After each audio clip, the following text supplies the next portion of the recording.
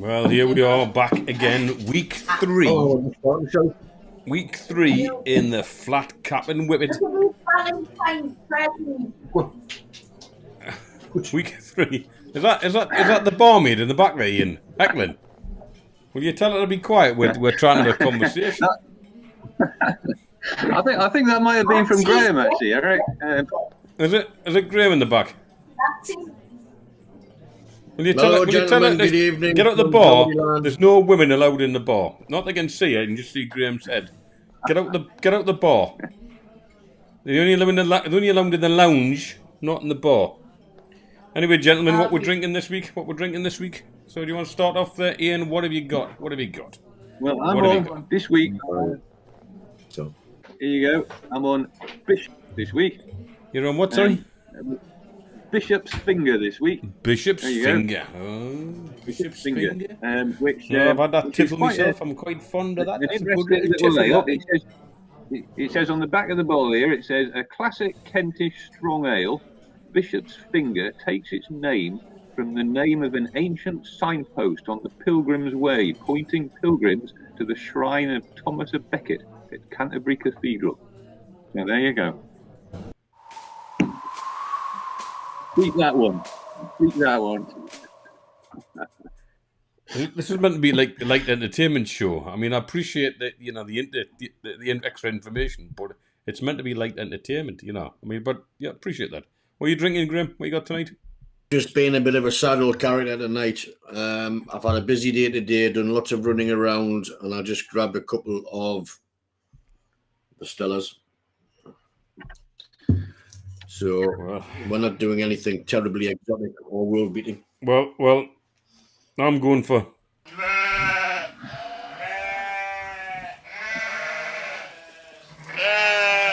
Black Sheep. Black Sheep Good Ale. choice, Eric. Good choice. It's a nice winter beer.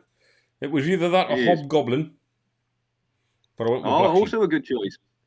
Well, the thing is, it was me birthday this week. So my dear missus got me a couple of these and a T-shirt. Fantastic. What does the T-shirt say? Whiskey. so I you don't got know it? whether she wants me to become an alcoholic. It's certainly looking that way. Buy your beer and a T-shirt with whiskey on it. So I think she just wants me to polish me off with just an alcoholic beverage. I know that Graham is finished with the flat cap. Are you feeling left out, Ian? No, this came through the I post. It was a little idea and a thoughtful little gift from my partner, Shelley, because she knows we're like messing on doing this on Saturday nights. So she said, you're going to have to look at the bar. Well, I think Ian's going to have to. Ian, you're going to have to get one of these. Definitely feeling left out. Well, I mean, we always said you were an ex-Geordie, which you refute the fact. Buying headgear is always a bit traumatic for me because I do have a particularly large head. Particularly large head. Indeed, it was particularly noticeable whenever I was buying motorcycle helmet. It was always a bit embarrassing when I was in the shop. They invariably didn't have one in my size. It had to be respectfully for me. But one of these things I've got to learn to live with over the years. Well, it's something you take with you all the time, isn't it? I mean, it's not something you can leave behind your head. Well, indeed. So there you go. Can I also point out, gentlemen, I did a little calculation here, out of interest, and from when we did our very first show 3 weeks ago, when we did the one last week, we had a 180% rise in viewers. Well, I'll tell you what I haven't done. Well remembered there, because I've not actually put the comments window up. So I've got to get the comments window. We may have already commented. Oh, we've already got comments. Look, sorry, Andy, we've seen your comments. So there are people in the media who will give their right arms for an increase in viewing figures like that. Well, according to this, we've got queuing up to be interviewed by us. Queuing up. Well, we've got a few on tonight. All three of them. I know we haven't conquered the world quite just yet, but have we just automatically fallen into the toilet? Because the quality and everything of the sound here sounds terrible. It sounds what's it? Everything's echoing. It sounds like we're in a toilet. Right, so let me just Yeah, I've got try. that as well. There you go. There you go. That That's a should bit better. resolve that issue. I've just resolved the issue. Yeah, I've been onto the technical department. And they've said, Eric, press another button. Hang on, they're talking to me now. Hang on. Yeah. They said, press another button, and I've just pressed it. And it's got Ian, it says on here, somebody from Alan Lewis, and I used to say Alan, it said Ian sounds like he's in an echo chamber. Yes. So, well it's done gone all for echoey spotting again, that. Eric. Oh, I need to... Hello, Doc. It's good to have you here. I beg your pardon? Are you drinking a beer with us, Doc? Is That's who's better, that? That's what Eric. you're drinking. I don't know. What's he drinking? Do you know this fella then? Yes. This is our pal Little Doc, who was on with us last week as well. Okay. Who I've known for must be what, Graham, 30 years, something like that. Must be. I don't Evening, remember Doc. 30 years. I'm not that old.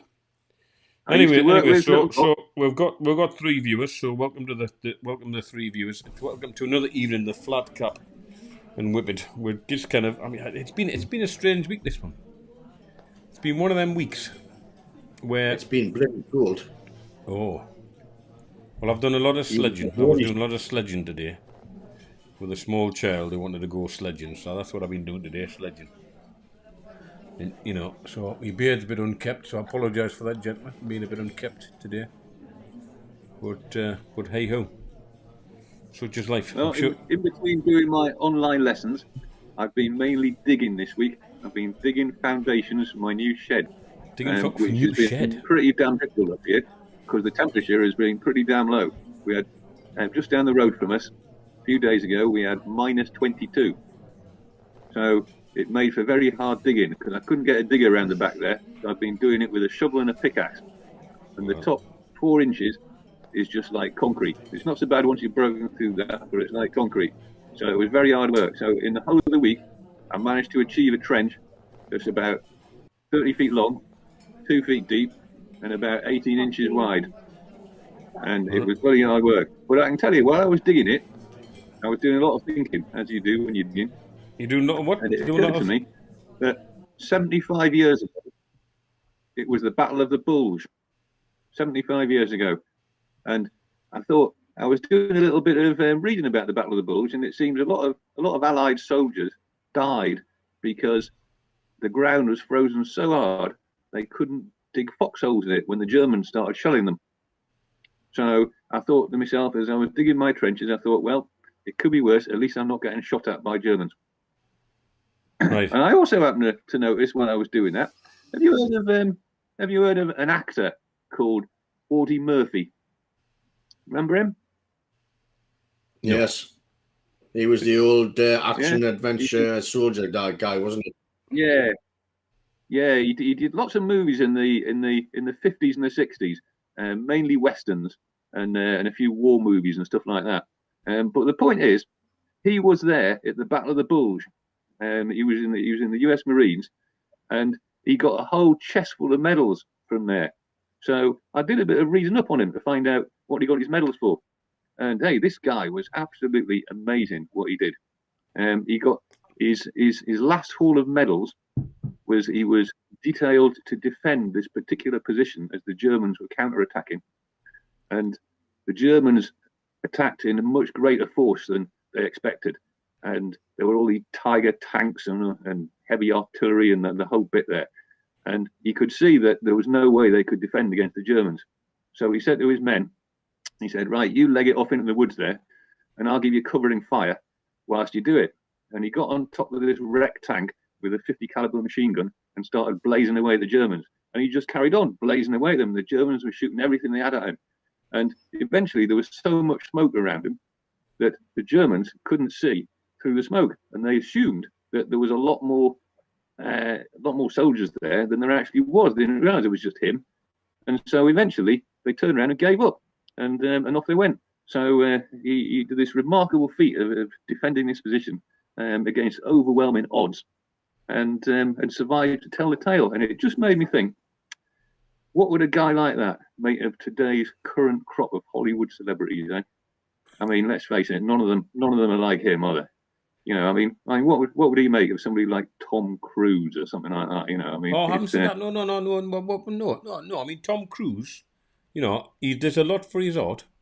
I mean, he broke his leg. Anyway, just to let you know that that your friend is drinking Doombar, so he says. Oh, Doombar. It's funny you should say that, Doc. I nearly had Doombar tonight. It was a toss-up between Bishop's Finger and Doombar. Well, So, don't mind, he's not going to hear that for 7 seconds. And Mr. Borthwick is drinking Coors Light. So cheers, gentlemen. Here's to in this virtual flat. Coors Light's that punchy American stuff. Anyway, I was going to make a point about Tom Cruise. There was that when he's doing Mission Impossible, the last one, where he jumps across between two buildings and you see his foot go poof and smash. And he crawled off and finished the scene. So that Eric, press some more buttons. The quality's crap. I can't do much. It says it's just the Tinterweb. I can't press any more buttons. It's all the buttons I can press. But it looks all right from my end. I mean, the mics are working. What's those Americans? They drink this. These Americans drink this wishy-washy beer. Well, I happened to spend a couple of years over there. And when I was over there, even though I'm a little fella and there's some big lads out there, they kind of drink for toffee. A couple of decent English beers would just see them out, But I do remember, and I'll tell you this little story.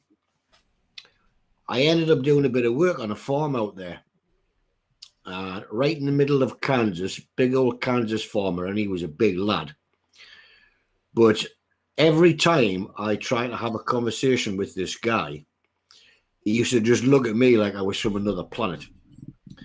And this went on for, in the whole period that I worked for this guy.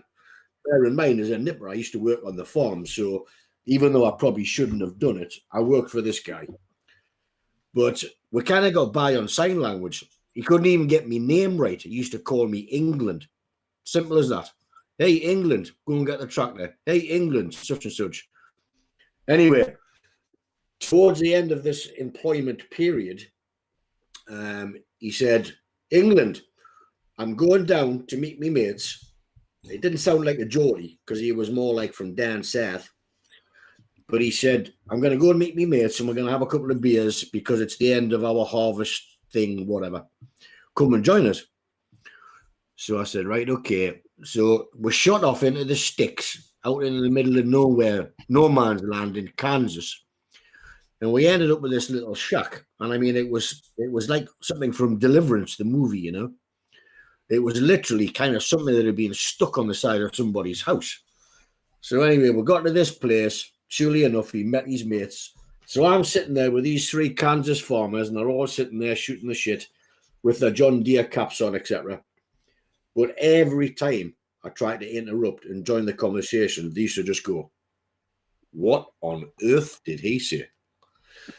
And anyway, it started to get a bit tiresome, and I said, and I tried to do it very slowly. I said, fellas, I said, look, I know there's a difference in, general sort of accent.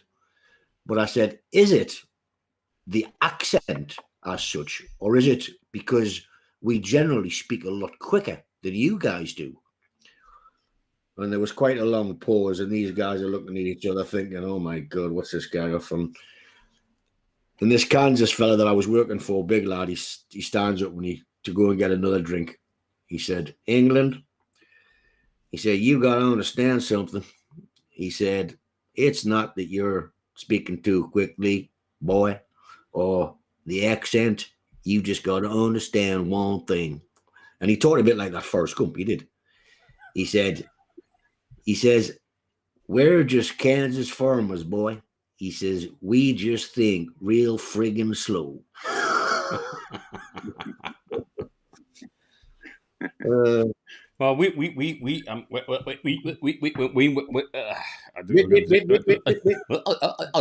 I was just going to say that when me and Graham, because we occasionally go out on these. In fact, we came up to see you in on our motorcycles, and we wear these intercom things, like intercom. And when you type Geordie or these intercoms, you didn't get a word the other person saying. So we've developed this like slow American accent whenever we're riding the other motorbikes, and we kind of ride around, and we just end up talking like this for the entire trip. And we did a whole trip around that there little place called Europe, and we did the entire trip from France, because they call it France, not France. They call it France. So we went through France, and we went through Italy, and we went to Brussels, and we went all over the place.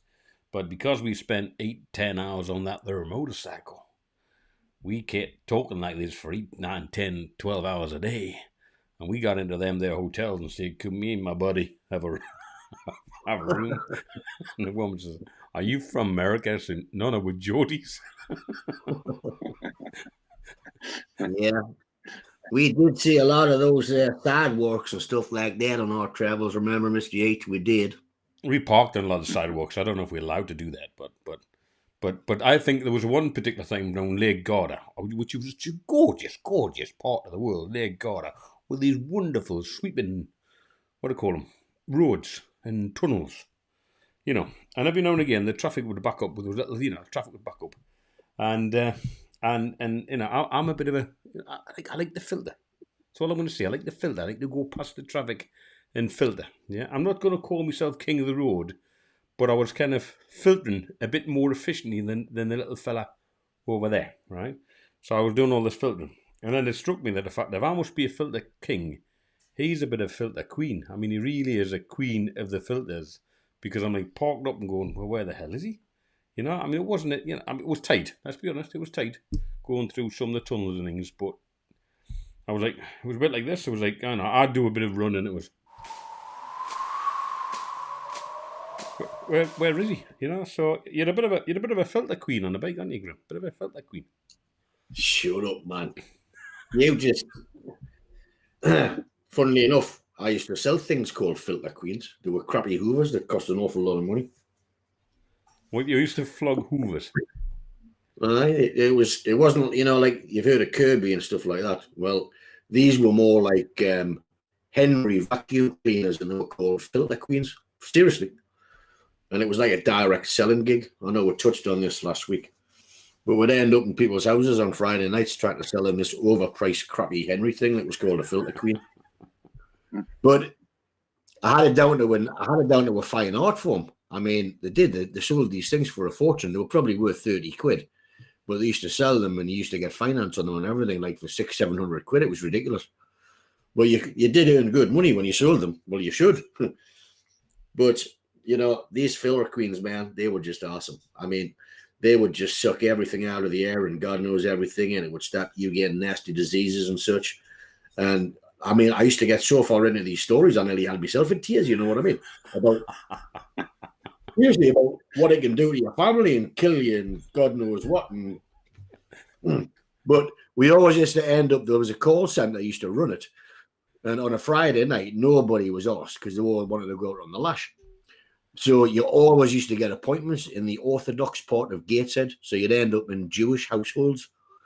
Well, you used to go into some of these places and the carpets were threadbare, and they all trying to sell them a carpet cleaner. Nah, I don't want your carpet cleaner, mate. I've got no carpets to do, you know what I mean? There's nothing on them. There's nothing material-wise. I couldn't anyway afford it. It's much too expensive. I couldn't afford that. No. It's like a luxury. It's a luxury. That was one of them. It's an absolute luxury, boy. It's an absolute luxury. I couldn't afford it. It's a luxury I just can't afford. Aye, so after your namesake, you were the filter queen. You were the filter queen in Europe. You just couldn't filter through traffic below the money. Sorry, Ian, what was that? Were you chirping in there, Ian?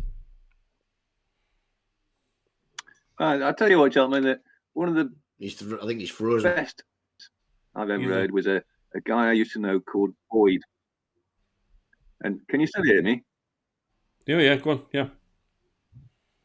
And you've got internet problems. You knock yourself out. This guy called Boyd, and I knew him when I used to live in Spain, in the south of Spain. I was living on my boat there, and this guy was doing likewise. And he was an ex-Vietnam fella.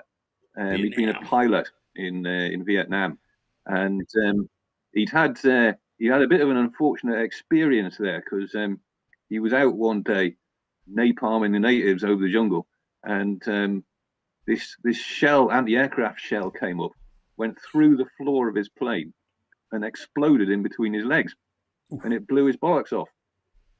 Anyway, when I met him, he was living on his boat in Spain there with this young Spanish girl, a very nice girl, and one day her family invited us all around to their place for dinner. And when we got around there, it was quite posh, a very big family, all quite well off. And Boyd, he was coming under pressure a bit from her old man to get married to her, because back in the night, I don't know what it's like in Spain now, but certainly in the 1980s in southern Spain, it was very much frowned upon to live in sin. It was a very Catholic country, so he was quite keen for Boyd to get married to his daughter. So anyway, we'd had loads and loads of drink this night. We had our dinner, and the old fella started putting a bit of pressure on Boyd. He said, what's going to happen if maybe she gets pregnant? It'll bring disgrace on the family. And as soon as he said that, I looked at Boyd and I just knew what Boyd was going to do. And he had a few beers by this time, and he stood up and he just dropped his pants and he said, "Have a good look at that, guys." He says, "You've got nothing to worry about." And there it was. There was nothing in between his legs, and he was from New Orleans, and he had this accent that was the slowest accent I've ever heard. I mean, you could nod off waiting for each new word in a sentence. But he was a great guy. I wonder what happened to him after I left. Well, I tell you what it is, it was time across in the States too, and especially when you get the people from down south, they just talk way too slow. But when I was working in Gateshead years ago, there was a guy called Vic. I don't know, I should see his name. I will see his surname. The guy called Vic Knowton. He was down there from Yam Yam Land, down there from Birmingham. And he used to start at Wolverhampton. And he used to answer the phone and say, "Hello, Vic Knowton from the community education team." And I could get a whole sentence in those two pauses. He used to ring up and go, "Hello," and go, "Vic, any chance of him was next Thursday for about 110 kids?" We go, "What?" He used to interrupt him every week just to get a whole sentence in that little pause. "Hello, Vic Knowton from the community education team." I could get a whole sentence in.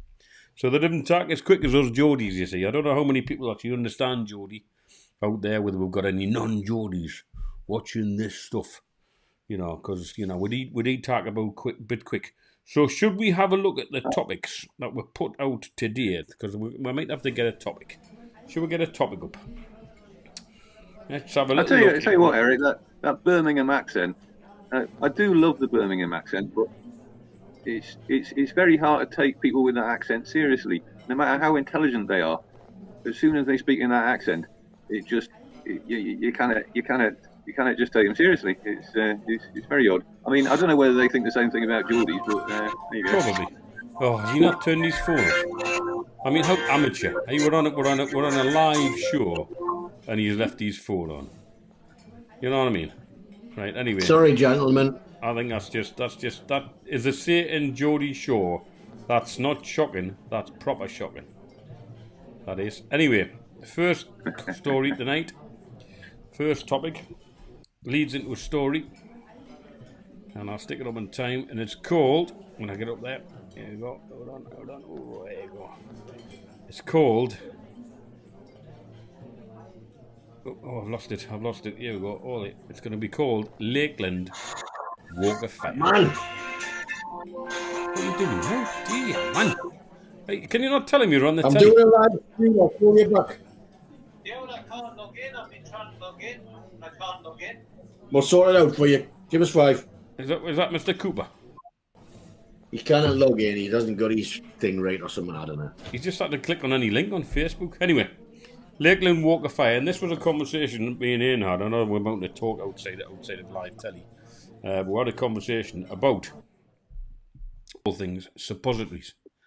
And I was talking the other night about the fact that there was a time when when I used to work in outdoor education, I decided to walk from one end of the lakes, actually in Ravenglass, to the other end of the lakes, to Ullswater, in 4 or 5 days. But unfortunately, just before this event took place, one suffered from a few, hemorrhoids, a few piles. So I popped into the local chemist. So, Eric, how old would you be at this? I was probably in my 20s. At the time of this story. I was probably in my 20s. I have no idea So you had hemorrhoids when you were in your 20s? Is that bad? Oh, bad news.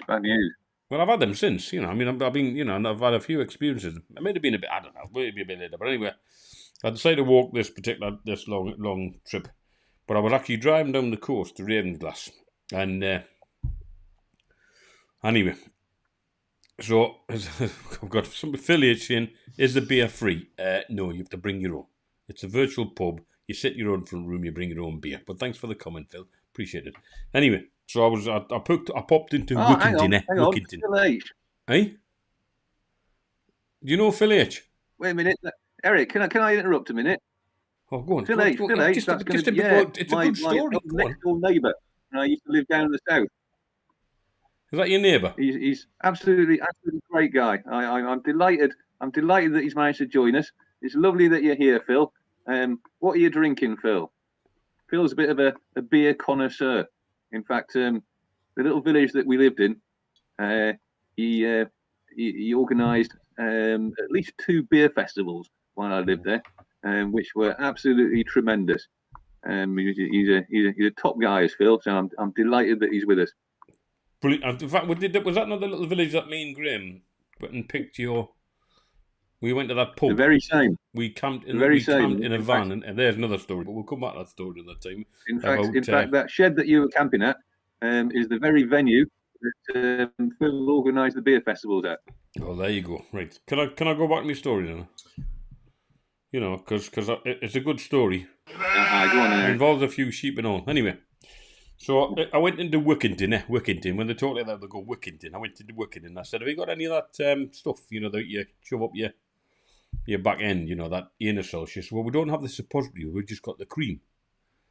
And I said, all right. I said, well, that comes with like a tube, obviously, and it comes with a long applicator. But anyway, we got down to Ravenglass, had a transit van, shoved all my stuff in my rucksack, shoved this cream in one of the pockets of the rucksack, and off we went. And we're basically walking for days on end. But what I realised the first time we first stopped for a bit of a break for me to apply this stuff, I'd left the applicator in the van. So I had no choice but to use me finger. I would basically squirt this on my finger and, you picture the scene, shoving this stuff up. And it's quite corrosive. I mean, it really does, if you get it on the outside of your body, it now burns like buggery. So anyway, I had this stuff going up. And I mean, sometimes when you go walk the Lakes District, you don't always take a real choice of underwear. You maybe wear the same underwear for 3 or 4 days. Anyway, this thing was applied and it kept leaking out as it does. And by the time I'd got to Stickleton, no, it's not Stickleton, it was Stickleton, and Langdale, I was in quite significant pain. And we're talking blistering. We're talking significant blistering pain.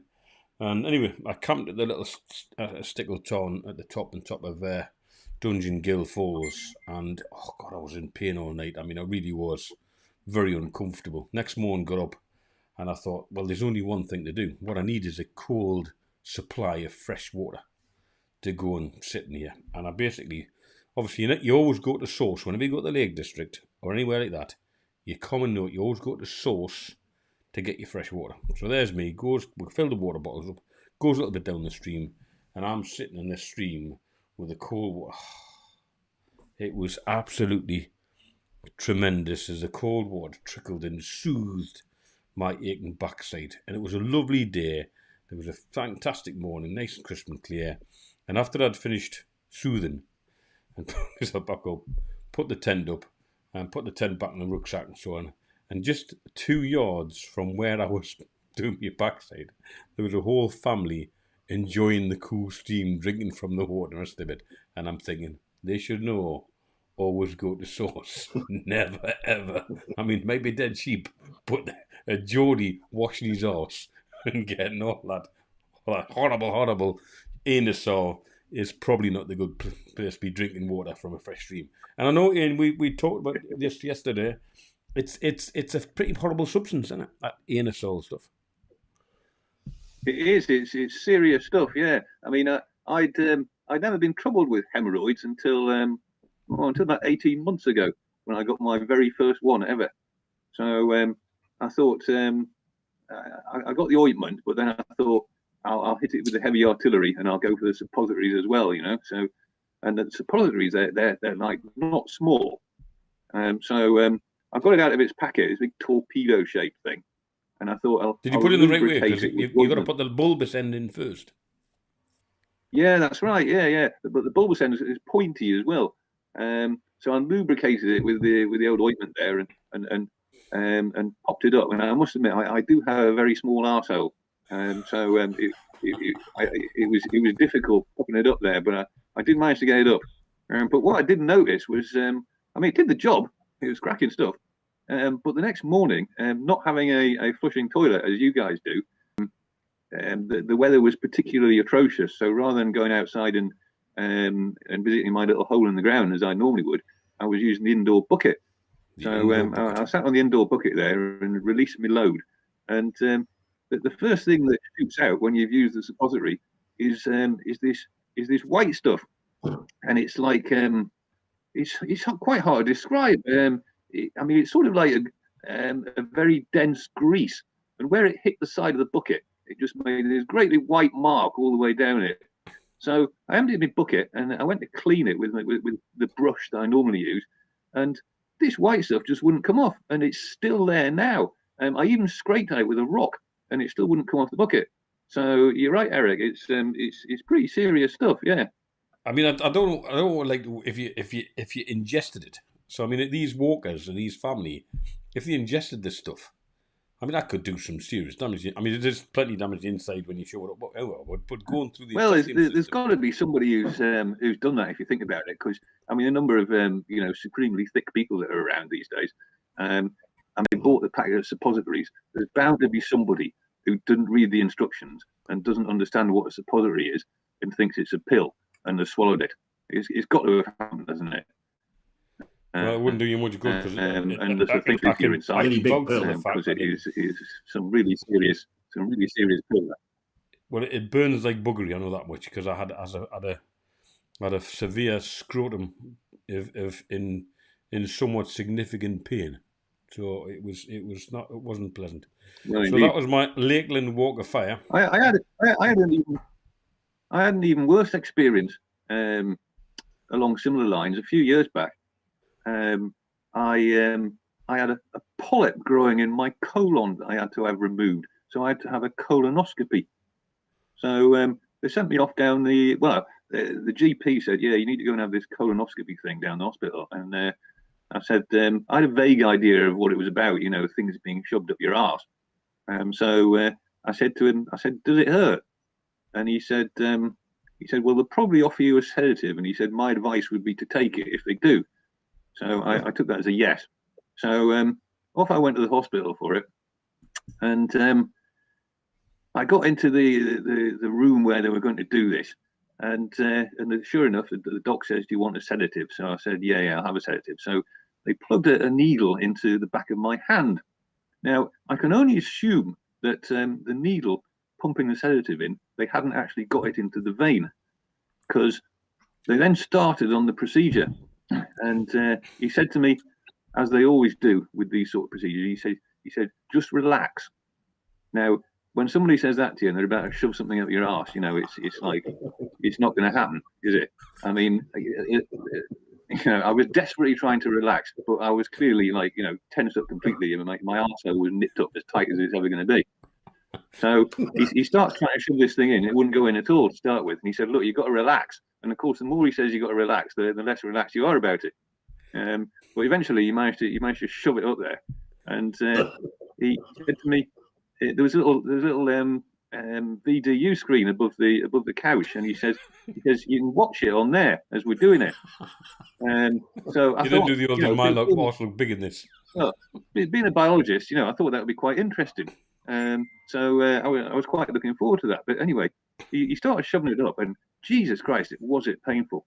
So the doc says to the nurse, look, can you give him some more sedative? So she was pumping more sedative into me, and it was making absolutely solid difference.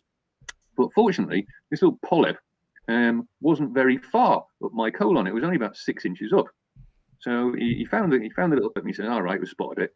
And what they do is, on the end of the colonoscopy equipment, there's like a little wire loop, and they put it over the polyp. I see the movie on the TV screen because there was so much sweat running into my eyes. It was absolutely awful. So he kept on going, and God knows how long it took. He finally got all the way around. And he says, that's it, we checked it, and it's all right, and we'll withdraw now. And the relief. We're back. We had a few problems. We might have lost signal.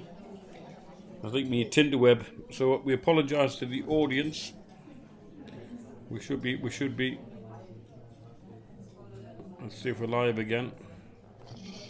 I think we're live again. We apologise. We've had apologise for it's just interrupted the signal.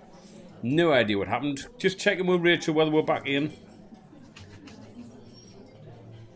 And we're back. Got no sound in. What happened? Your sound's gone.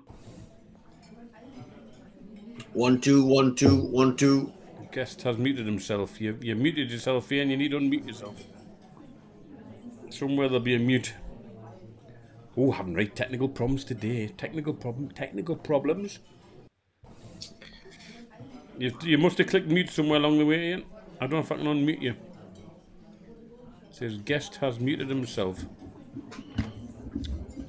Any chance of unmuting yourself?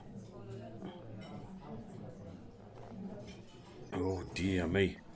Technical problems. Ian, if you can hear, You've got a mute problem. You can hear. You just got to unmute. Somewhere around. You may need technical help from Rachel because she's good at that sort of thing. Can we apologise, people? I'm just going to talk to the audience. Can I first of all apologise?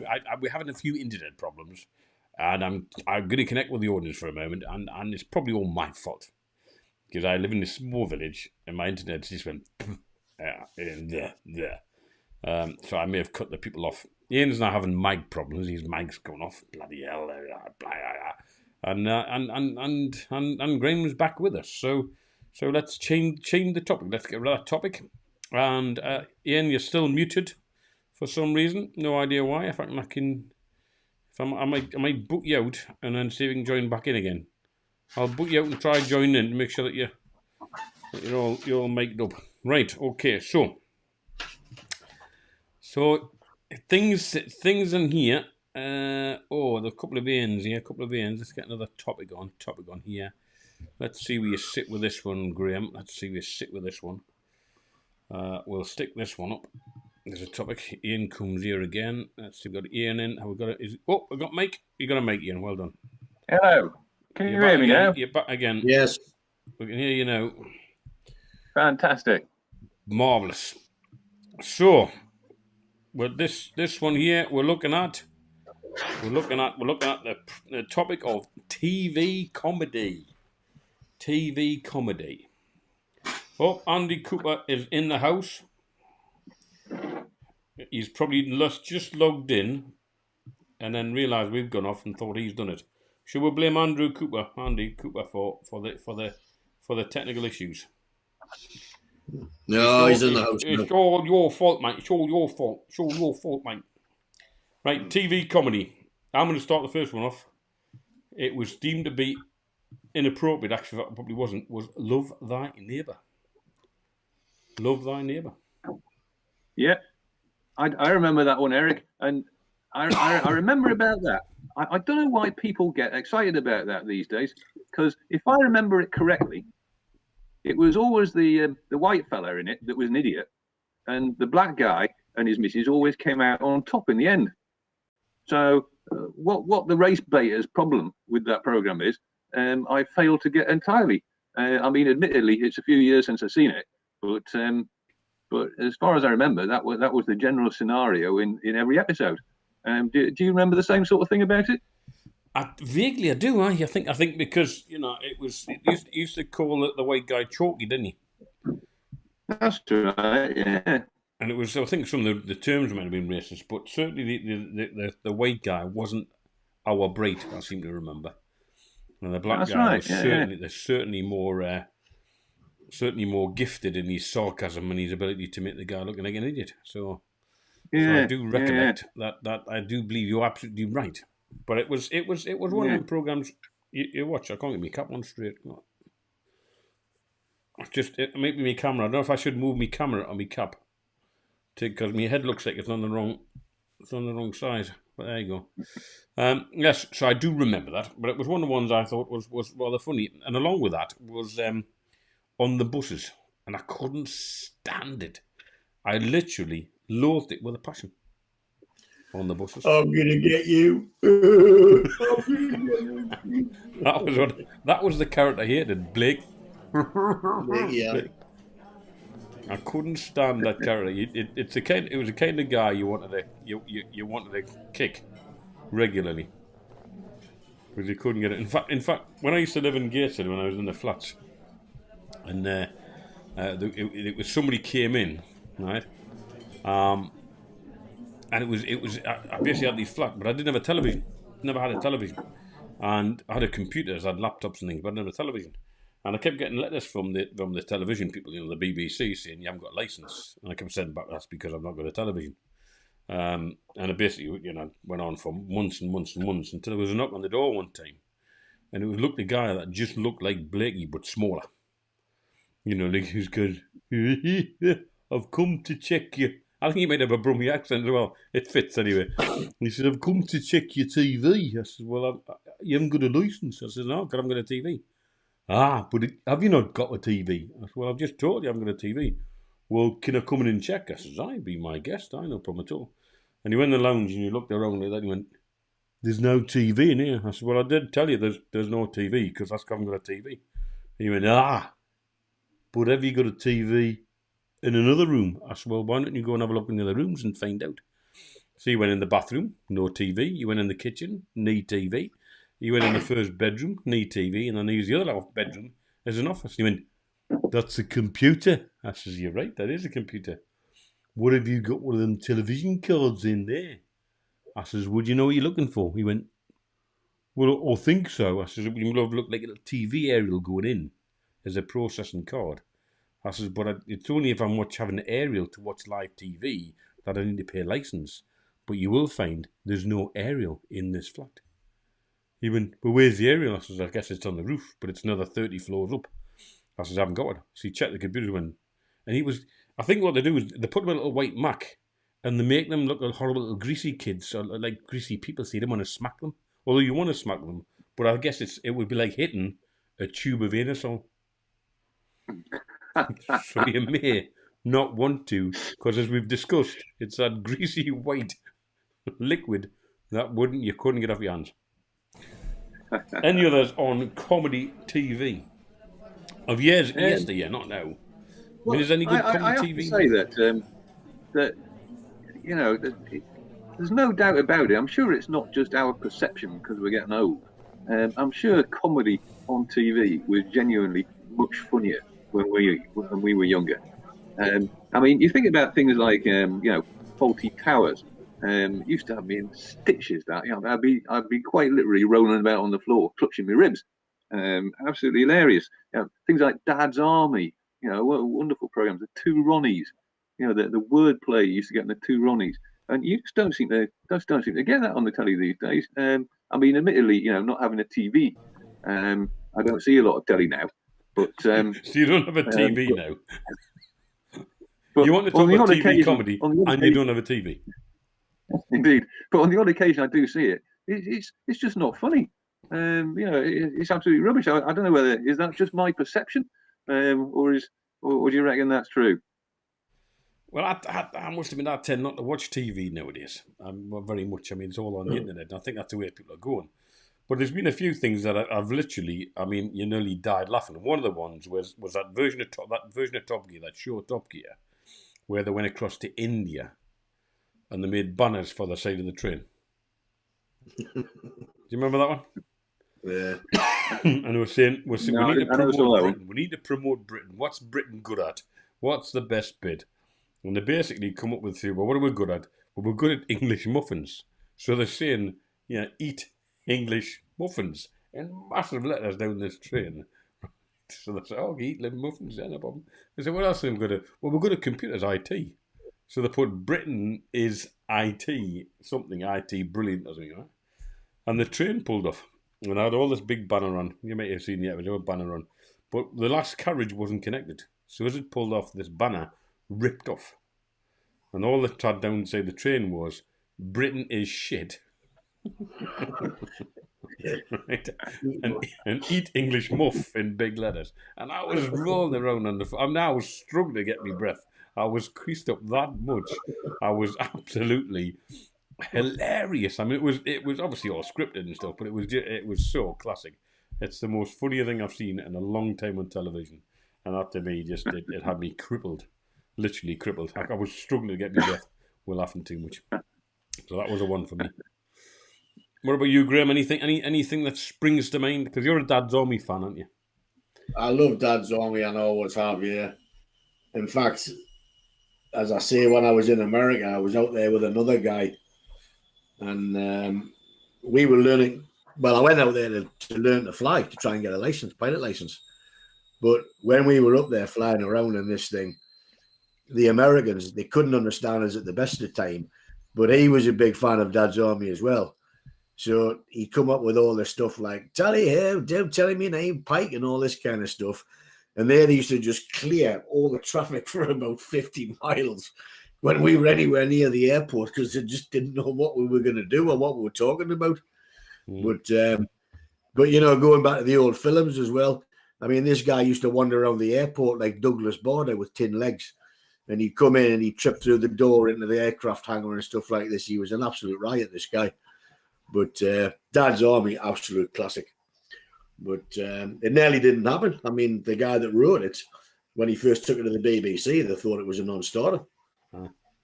But unbelievable. I mean, it'll be on reruns on Gold until we're long gone, Forever and ever. Anyway, Mr. Andrew Coop thinks that you look like Matt Lee Tisler, whoever that is. Ian? Oh, yeah. He was I mean, I know we're not supposed to mention it, but he was a Southampton football player. I think he had a couple of games for England as well. So I'm happy with that. I'll take that comparison. I'll do me. I'll tell you another comedy show I would add there, a little bit more recent than Dad's Army. Much as I love Dad's Army, I would put Red Dwarf up there as well. I did like that one. I mean, some classic moments in that, like the do you really want to go to a red alert, sir? We'll have to change the light bulb. That kind of thing. Yeah, I mean, I saw the early ones, but they kind of peaked out. But the other one I want to chuck in there. Yeah, they did. Is Little Britain. Some classic sketch with Little Britain. I mean, politically incorrect to say the least. But the one that got me, another one when I'm rolling on the floor laughing, was Anne from the psychiatric ward, where it says Anne's doing really well now. We managed to get her out the ward, and she was lifting her dress and pissing on the ducks. It was the funniest thing. It was the funniest thing I've ever seen. It was hilarious. And throwing licking people's faces and God knows what else. It was comedy genius. Very politically incorrect, I would argue, and offends people. Yeah, but it was classic. That was almost like the last of the good comedy that was on the telly. I think that there hasn't really been much since then. And at the same sort of time, I think it was about the same sort of time, was the Fast Show, wasn't it? Remember that one? That's right. That had some good moments. There's some good stuff on the radio. Like because I'm on my own a lot, I do listen to the radio. Are you on your own a lot, sweetheart? You're on your own. Yeah, I am. We worry about you, We do. We worry about you. There's a couple of comedy programs I listen to quite often. I mean, as I say, because of this current COVID thing, a lot of the standard production, it's just not happening. So they're doing a lot of repeats all the time. But there's a very, very good one, which I really do think is extremely well written, called To Hull and Back. And it's pretty much about a lower class family in Hull and all the shenanigans that they get up to try and make a few quid and get by in life and all the rest of it. It's written by the young lady that's one of the characters in the actual radio show, but it's extremely well done. But her mother is Maureen Lipman, and she's good in anything, and she just plays a class part. So that's a fantastically good program. And there's another comedian, although he's very, very infrequently on the radio now. Have you ever heard of a guy called Count Arthur Strong? No. I've just mentioned him briefly in the past, but no. Count Arthur Strong, he's actually a young guy, but he plays the part of an old man. They did progress to TV at one point, and it wasn't the same. I think it's designed for radio, but this guy gets into all kinds of situations and he gets all his words mixed up. That's very funny. But there are some class shows, and another one's Cabin Pressure. Have you heard that one? Radio show. No, we get out. I mean, you get out, but you're in if you like. But we have a life. We don't sit in a box from week in week out. Well, of course, you know, with the little apps you've got and your BBC apps and all the rest of it, you can listen to it any time you like. It's not like in the olden days when that TV program was on, you had to be in front of it at 8 o'clock because there was only 3 channels. You know what I mean? Bit like this show. Well, yeah. You know, this show's gone up live at 8 o'clock. Although we had a bit of interlude tonight with a few problems. But live at 8 o'clock, we're there. Religiously. Do you remember I'm there at 8 o'clock. I mean, you two guys you cause me a few palpitations when you're not signing in time, you know, and when I get all ready to set me levels and do me cameras and get all the bits and pieces sorted out and get me sound clips and this, that, and t'other. You know, I get a bit apoplectic because you know me, I'm a bit of a perfectionist, and you know when you don't get it. I mean, for example, one of the ones I want to chuck up now because I think has asked you both to do a couple of headshots, a few headshots with different expressions. Not difficult. Let me give you an example on its own. But I want you to see your whole head, like the top of it, you know, like the head itself, the whole head. And I got some from Graham, which I might show the viewers at some point, right? Where he had different caps on and stuff, but his head is out of shot and he's, you know, bits and pieces. And I got some from Ian. Thank you, Rachel, if you're watching, and I'm sure you are. I got some from Ian, and it looked like mugshots. Who thinks?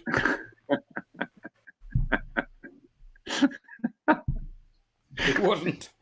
Sorry, It wasn't a range of. I said, do a range of expressions against a fairly neutral background, right? I mean, I even said to Rachel, stick a sheet up or something, because I know that your house is eclectic and it's got stone walls and this kind of stuff. But even a piece of paper, A4 behind your head or a sheet would have been handy, right? But what I got to be fair, Eric, is the fucking number on the bottom. I missed a bit about different expressions. I heard it when you said profiles, but then I must have missed the different expressions a bit somehow. The whole thing was, have you ever seen thumbnails on YouTube, right, where they go, and they make these, you know, these expressions like ooh, ee, ooh, you know, and they're meant to be like humorous. Gone. Yeah, I'll have another go. So this is what I've got to put up with. The complete. I mean, this is like another incompetence department right here and now. I'm on my rant now, where I ask for something specific, like some headshots with different expressions. That's all I want. No hands in the way. Just a few different expressions and a clear background. That's all I want. So when we put the highlights on YouTube, because we're going to be doing highlights, because there's some good stuff in here, people, good stuff in here. I want to be to put highlights in, but I can't do it if there's a big background on his head. Dear God. To be fair, Eric, you know, speaking as with you being a teacher, then you know, I think you've got to look at possibly your instructions themselves and ask yourself, were they clear enough? And having given the instructions, did you then ask some pertinent questions to the people they were directed at in order to ascertain that they understood what you were asking? and clearly you failed on both those counts. And Well, therefore, you not ended up only with I'm a the teacher, but I'm a pile of communication bullshit that expert. you've got. Not only am I a teacher, I'm a communication expert. And I clearly said, and I understand, I fully accept that communication is only as good as what's received. Communication is only as good as what's received. I get that, right? I'd use this all the time on training courses and seminars about to understand that communication is only good what's received. So clearly my communication was fucking shocking. Fucking shocking. I would accept full responsibility for my communication being absolutely shocking that both of you couldn't do a simple task. Like a headshot against. That just goes to prove, Eric. This is what I said. And I said it to Rachel too. I said a headshot, as in a head, face, headshot, neutral background, clear background, white background. I said, even hang up a sheet or something. This was on a telephone. This was a spoken word. I said, but I want different expressions. I got plenty of expressions from Graham. I just got half a head. So he got the expression bit. And what you got the full head, but without the clear background. I mean, how much? I think, Eric.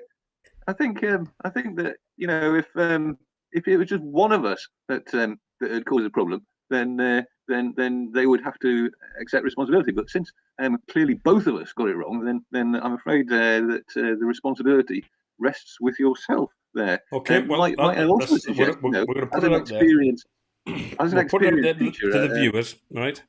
So anybody listening to this, just see where you would sit with. I'll give you an example. This is a neutral background. This is a head, right? This is an expression. And I wanted different expressions, different tilts.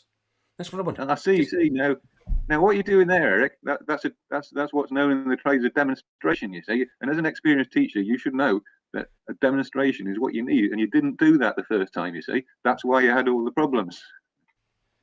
Well, are you happy now with the demonstration? I mean, that's now a visual, audibly kinesthetic demonstration. So we've done the whole video, audio, and kinesthetic now. Yeah. I think we've covered all the basics and all the learning techniques. Indeed, right. In fact, I can think of a mutual friend of ours who would be very happy about that. I know. We had a long conversation about the fact that he thought it was a load of bunkum. But there you go. Right. Sorry, what was that, Grim? After your rant there, Mr. Kodak Yates, did you actually get any that you could use? Well, some of yours I could use by extending beyond the frame that the head that's missing could look like it's part of the shot. But Mr. Convict on the top corner there, him up there, right? No. It looked like, I mean, the background was cluttered, to say the least, and there was an expression. It looked like he'd just been locked up. It looked like he's been. It was almost like.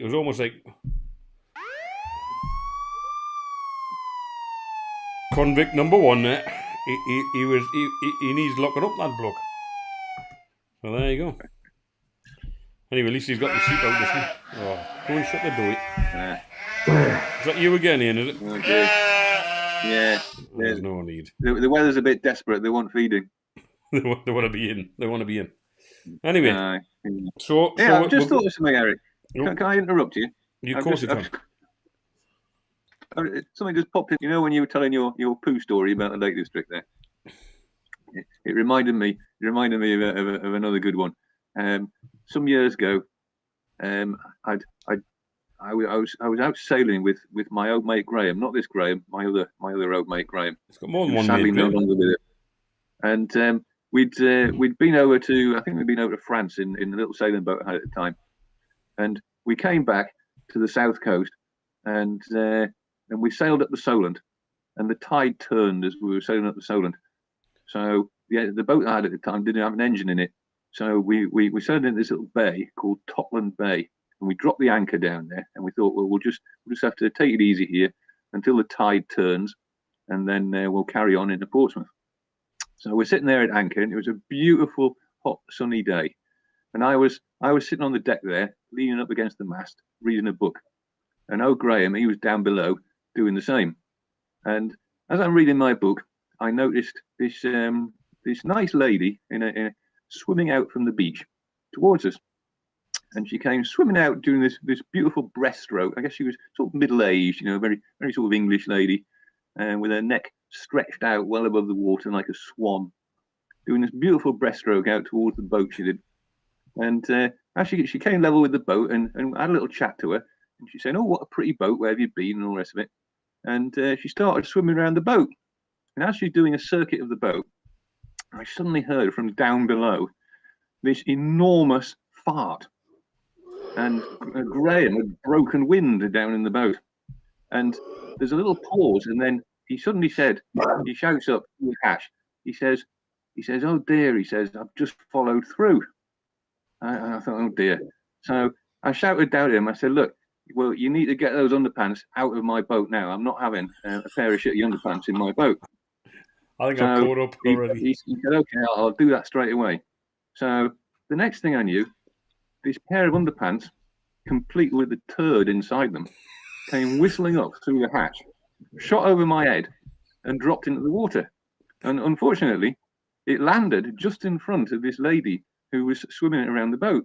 So she's doing a little breaststroke around the boat, and all of a sudden, this pair of underpants drops out of the sky and flops into the water in front of her.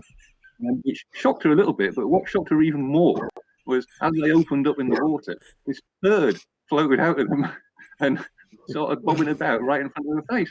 And this poor woman got quite hysterical, and she started shrieking, "Oh, oh, oh!" And then she paddled off back towards the beach. It's front crawl. Yeah, poor old Graham. He was only following instructions, so he did a good job and he got them out. It wasn't the only time he did something like that either. Well, hello, Brian Smith. Brian's just joined us. He's a bit late at the party, so thanks to Brian. Anyway, that reminds me of a story because people may or may not know, but I have a wife who's from foreign descent, and one of the things this particular nation is renowned for is certain tidy private areas, in particular shape of private areas. And of course, my wife is from Brazil, so Brazil is renowned for Brazilians, and which doesn't involve shaving, normally involves waxing. So my dear wife was doing a bit stuff, waxing. She had got the proper kit, the warming thawing, the bits of, the sticks that you shove in it and you stir with it and you apply it and all sorts of stuff. And she said, "Do you not want to be tidied up down there?" I said, "What do you mean tidied up down there? What do you mean tidied up?" She said, "Well, the old, what they call the back, the sack and the crack wax." And I said, "Well, what's it involved?" She said, "Well, you just lie there and I just, do this stuff." It was actually quite therapeutic. There's me lying, on me stomach, while this procedure is being carried out. It was quite. I have to say, it was quite pleasant. It was quite warm and soothing. It was almost like I imagine having hot rocks on your back. Hang on, Eric. Can I just interrupt here? Can I just clarify a point here? So you're lying on your stomach, did you say? Yeah. So she's moving the hairs from out of your arse. Yeah. Well, that's the crack bit. Ah, right. I thought it was the other side she was doing. Right, I got you. No, right, no, okay. you got the back, as in your back. You got your sack spread and the crack bit. Anyway, right. it was quite a pleasant experience until they apply this mesh on top of the wax, which you don't get the wax, you get the warming sensation, you get the mesh on it, and then it comes to removing the whole thing, And on the back, it was quite an experience. It was a little bit more painful than I thought it might be as this thing gets ripped off, and then it worked its way further down to the hint end, and the crack bit was significantly painful, and the sack bit was unbearably painful. So the whole thing goes absolutely red raw and blood spotty and not pleasant at all. Anyway, as you know, Ian, like you and I, we do training, we do conferences, and we're actually very much visual in front of people. And I was in a school of about 60 teachers and support staff, and I'm sat at the front of the school, doing my bit talk as you often do. And there's some benefits of having what I like to call in the trade a bit of a hairy arse. There's some benefits of having a hairy arse. It helps certain gases ease out without much notice at all. So anyway, there's me delivering this particular thing. Forgetting all about the recent weekend experience. It was probably a Tuesday, and I'm chatting away, blah blah blah blah. And I felt, because I've been out with a friend. In fact, it might have been Brian, it might have been you, Brian. I don't know. Were we out that night with the curry? So we've been out for a curry, and that kind of sort of settled a bit. And then by about sort of, I don't know, morning break, so 10:30 or whatever, it had brewed. And normally, when you've got a bit of hair down there, you can just do this lean thing. Yeah, you just lean, and you go. Nobody then knew the wiser. 60 odd people in front of you. You could just be like blah blah blah blah blah blah blah blah blah blah blah blah blah blah blah. When you've got hair attached to your head end. But because I just had this procedure done, I did my usual lean. What? I'm doing this. But I was sat down with these plastic polypropylene chairs without the bit in the back. There's something that got a little hole in the back. This one didn't. It was a scoop. Yeah. It was basically an amplifier. It was. So I did this kind of little lean thing. And what came out was it reverberated off the chair and it filled the room with sound. And the people's faces, I'm telling you, 60 odd faces were like this. As they looked at me, I think that's the hand. They basically went. I said, you heard that, didn't you? And I went, because I was wearing a mic as well, so we got mic'd up, so it vibrated right around the room, including the back speakers, and magnified this thing. And I went, you heard that, didn't you? And they went, yeah. I says, I'll perhaps explain it. I says, because trust me, it was as much as a shock to me as it was to you. So my advice would be, don't ever go, not in the presenter format, ever for that. So there you go. That's dealt with. Eric, I've never experienced that myself, but I have heard women speak of that before. So yeah, it's a phenomenon that I was aware of, but I've never heard of a bloke having suffered it. But yeah, because women do that shaving thing down there, then it seems it's much more common for them. But that to make a noisy exit. Indeed, yeah. Because it's kind of one side. I've also been told by them that what can happen if they're sort of sat down hard, then it can't escape out the back way. It bubbles through from the front, and they get a sort of a front fart, as it were, from the front end. So it's clearly. I'm just trying to visualize. When would you have that conversation, and where exactly would you be having that conversation? I mean, do you want to enlighten me, Graham, as to where you? I think the bottom line here is that there's not a lot to be gained from getting rid of all that hair, is there? I mean, clearly it's there for a purpose, and that's what it is. But actually, interestingly, it is an interesting one for you. Would you reckon, actually, genuinely, all joking aside, what is the purpose of pubic hair? Do you know? Well, I guess before we wore garments, it would stop probably things crawling up there. Andy, both because the purpose of pubic hair. Fuck. Don't worry, I'm sorry, Andy. We're doing these conversations. Yeah, we'll get normal service will be resumed shortly. The purpose of pubic hair is scent marking, because what it is that when the piss drips into the pubic hair, then the pubic hair obviously causes a greater surface area, and as you know, a bigger surface area means more rapid evaporation. Right.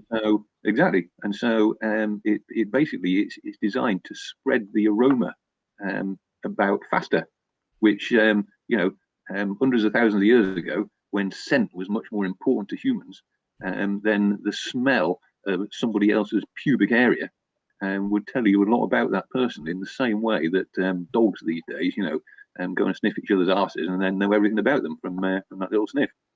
So that's what it was all about. It's because it worked so effectively, you didn't have to actually get down there and stick your nose in the other person's pubic hair. You could just sort of stand there and then get the whiff of it, because it was evaporating off the hairs. So there you go. So there is a purpose to pubic hair. You sit in the pub and go and smells like a canny bloke. Him like he smells like a canny bloke. I mean, we could probably tell Graham's a trucker from his scent molecules. Going trucker. No, there's lots of evaporation on those, especially Scania. Yep. So if you didn't have any pubes, and if you shaved them all off, then obviously you're interfering with that process, which is going to make people much more suspicious of you, because they would be unable to determine all the things about you that they would normally find out from sniffing your pubic aroma. No, I know we're not talking about lockdown, but I mean how that's clearly with lockdown and COVID, you're gonna have to let it really, really glow and really go overly bushy to actually cover the 6.6 or 2 meter rule, so people could sniff you from that distance. Well, I think it was pretty damn effective. So I think even at 2 meters, you wouldn't have had much of a problem with it. Interestingly, though, I mean, I don't know about you, but certainly. So hang on, going back to you personally, Eric. So is that just something you did as a one-off, or do you sort of regularly do that now? Based on that traumatic experience, Ian, it was most certainly and will always be a one-off. Well, I suspected that was the case. Yeah, I mean, certainly when we were youngsters, it never occurred to you to do anything like that, did it? But I can assure you from I've been told this by teenagers today, that modern teenagers, almost all of them, both male and female, do it. So there you go. And I've been told by teenage boys that that if they acquired a teenage girlfriend and they found that they got down to business and that she hadn't shaved all the hair off, I've been told that they would be appalled by this state of affairs. So there you go. Time appalled, yeah. So times have certainly changed. Times have certainly changed. I mean, what their problem is with a bit of pubic hair is beyond me. But there you go. So. Well, that's going to lead us on to another topic. Let's get another topic out. For those that are new to the channel, we like to do topics, which keeps the conversation flowing. Let's have a see. Let's get a topic out. Here you go. Let's put another topic on here, and it's one for you, Ian. You've certainly stole the show tonight. There you go. Here's one of yours. It's student teachers. Student teachers. You want to have a bit of rant about student teachers? Well, not a rant as such. Just an interesting thing that happened today. Well, not today. Then this week to me though. I mean, over the years, I've had to look after a few student teachers. Some of which have been good, some of which have been bad, some of which stayed the course, and some didn't. But under the current circumstances, as you know, with schools all being shut down, then I wasn't really too sure what was going on in the student teacher department. But I was approached this week and asked if I would look after a student teacher, except that because the schools are shut, this student teacher who lives 300 miles away from me will be doing all their student teaching without ever actually meeting the kids. So they do the whole thing remotely. So I'm never going to meet them. The kids are never going to meet them. They're going to do their student teaching thing and possibly pass as a qualified teacher without ever actually having been in a classroom with any kids. I mean, how bizarre is that?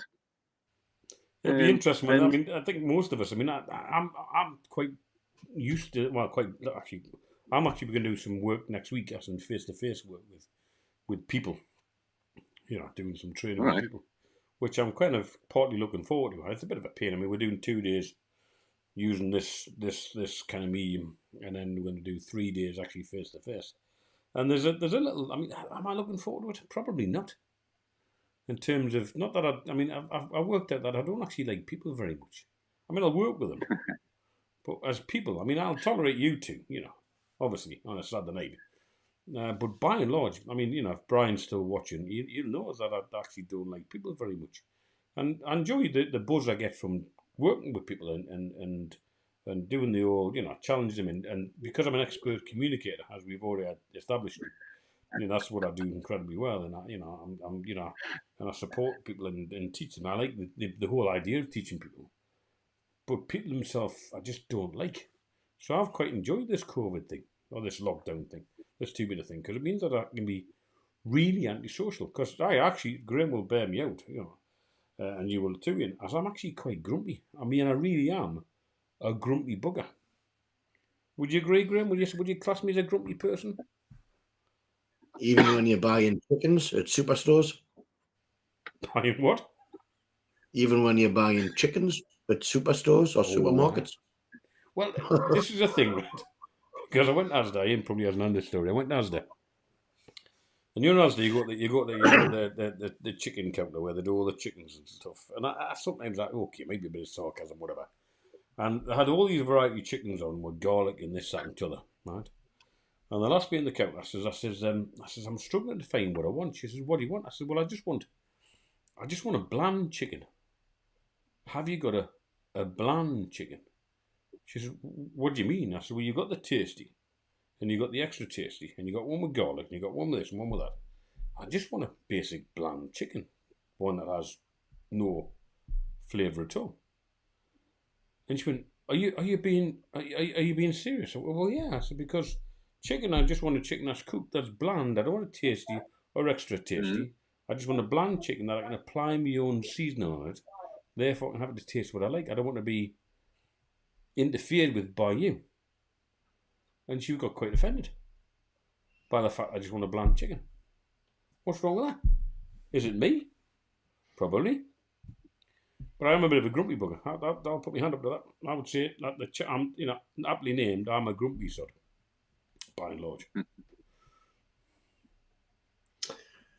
Well, I must be the only one that's different here because I never get upset about anything. I never lose my temper. I never get grumpy. I don't get upset with motorists or drivers on the highway. Nothing like that. I just kind of breeze along. I mean, life's like a box of chocolates. You know what I mean?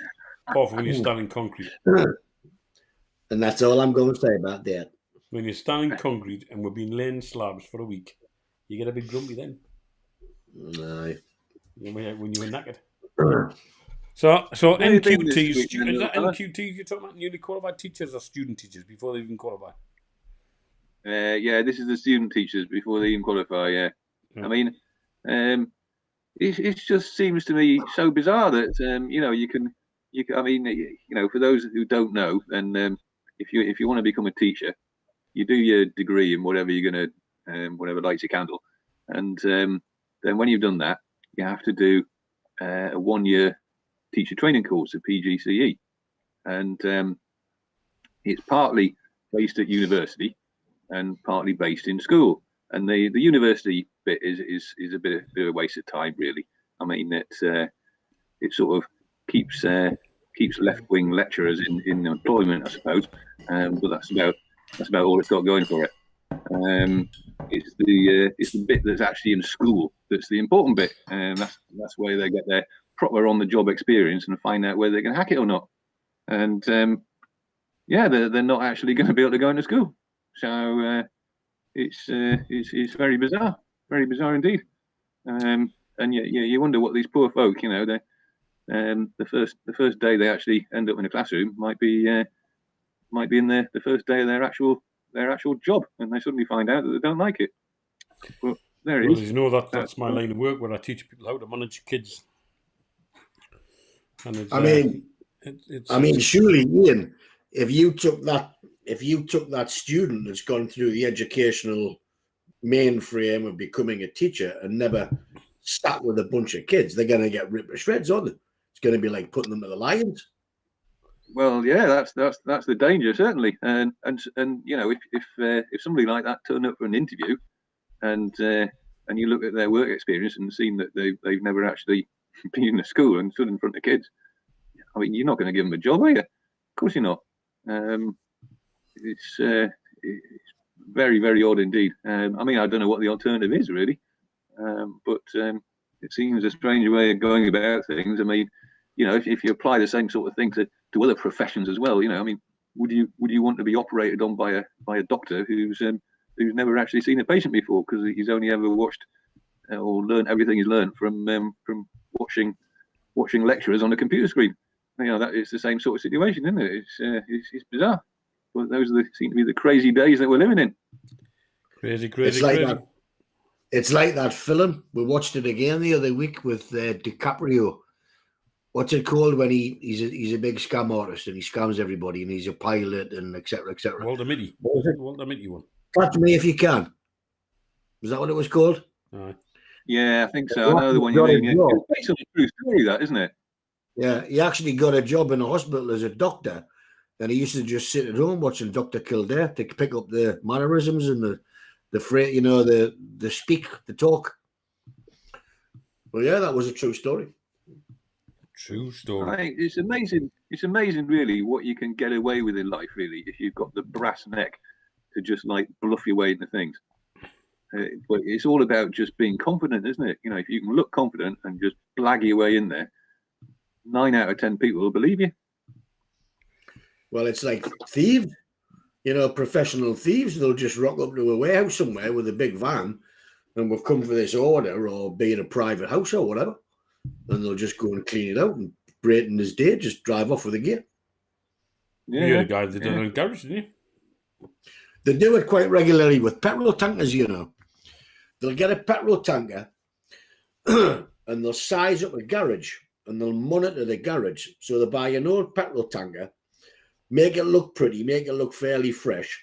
You know, if one of these things rolls onto a forecourt at a garage at 2 o'clock in the morning to fill the tanks up, the little kid in the kiosk, you can't really see it close up. It just looks like a big tanker to him. But what they do is they check out the ways and what's going on at the fuel station, and they'll rock up, say like 2 o'clock in the morning. Hey, hi lad, we've come to fill your tanks up. And hey, I wasn't expecting anything tonight. Yeah, there's been a slight change. There's the paperwork, and you know they can make that up. But instead of putting it in, they suck it out. So they hook the tank up, they suck all the petrol out, and then disappear. So they've stolen 200,000 gallons of fuel because they know that the night before there was a real one there and they filled it up. Well, you don't need to do that many times before you make a lot of money. So that's quite a common thing with big criminal gangs and stuff like that. And then when they get a bit wise to what's going on, they'll move to a different area. Well, there you go. I told you I nearly got off with a job driving a tanker abroad. It came from me accountant at the time. When I was self-employed, I used to go and see me accountant once a year, and he'd go, "Hi, how are you doing, Graham?" And he used to look at me like this and go, "These accounts, Graham, they're correct, I take it?" I'd say, "Ah, they're bloody correct. It's just taken us 3 weeks to prepare them, you git." All right, okay. And then he'd call his secretary through with some paperwork. He'd say, "There you are, Graham, sign that. Thank you very much," and off she'd go. And he'd say, "Right, so how you doing anyway?" What? And that was it. But he says, "You're still driving?" I said, yeah. He says, "Do you fancy a new job?" I said, well, go on, I'm listening. He says, "I do the accounts for a fella, and he's a tanker driver. He earns £200,000 a year." And I'm like, accountants. He says, no, Graham, I'm serious. £200,000 a year, and he only works 3 months a year. However, tell me more about it. He says, well, he spends those 3 months in Afghanistan, right? He says, when the army find all these unexploded bombs and they've defused them so they can carry on about their missions and stuff like that, what they do is when they've got a stockpile of them, They put them inside a big petrol tanker and they drive it right out into the desert. And it's probably going to get shot at on the way there. But they drive it out into the desert. The driver does a runner, and then the armed forces, be it the Americans or the British or whatever, put a bit of proper explosive under it and they blow the whole lot, the holy hill. He says, you can only do it for 3 months a year. He says, because if the Taliban or whatever it is get wise to what's going on and who you are, they'll probably pop you off when you're not driving the thing anyway. But he says, 3 months a year, he says, in those 3 months, you'll probably actually only work for about 15 minutes. He says, it's got a few negative sides to the job. But he says, even if you did it for 1 year and survived, 200 grand. So you drive a petrol tanker, which is a bomb at the best of times, but this one's actually full of bombs. And you drive it out in the desert where the armed forces blow it up. But you have to drive it with the Taliban. So we attempted by the job offer then, Graham? Well, knowing my luck, nah.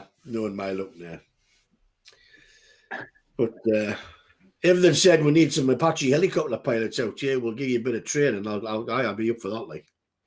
Well, I was riding through Morocco a few years back, and some of the roads in the Atlas Mountains are a little bit dicey to say the least.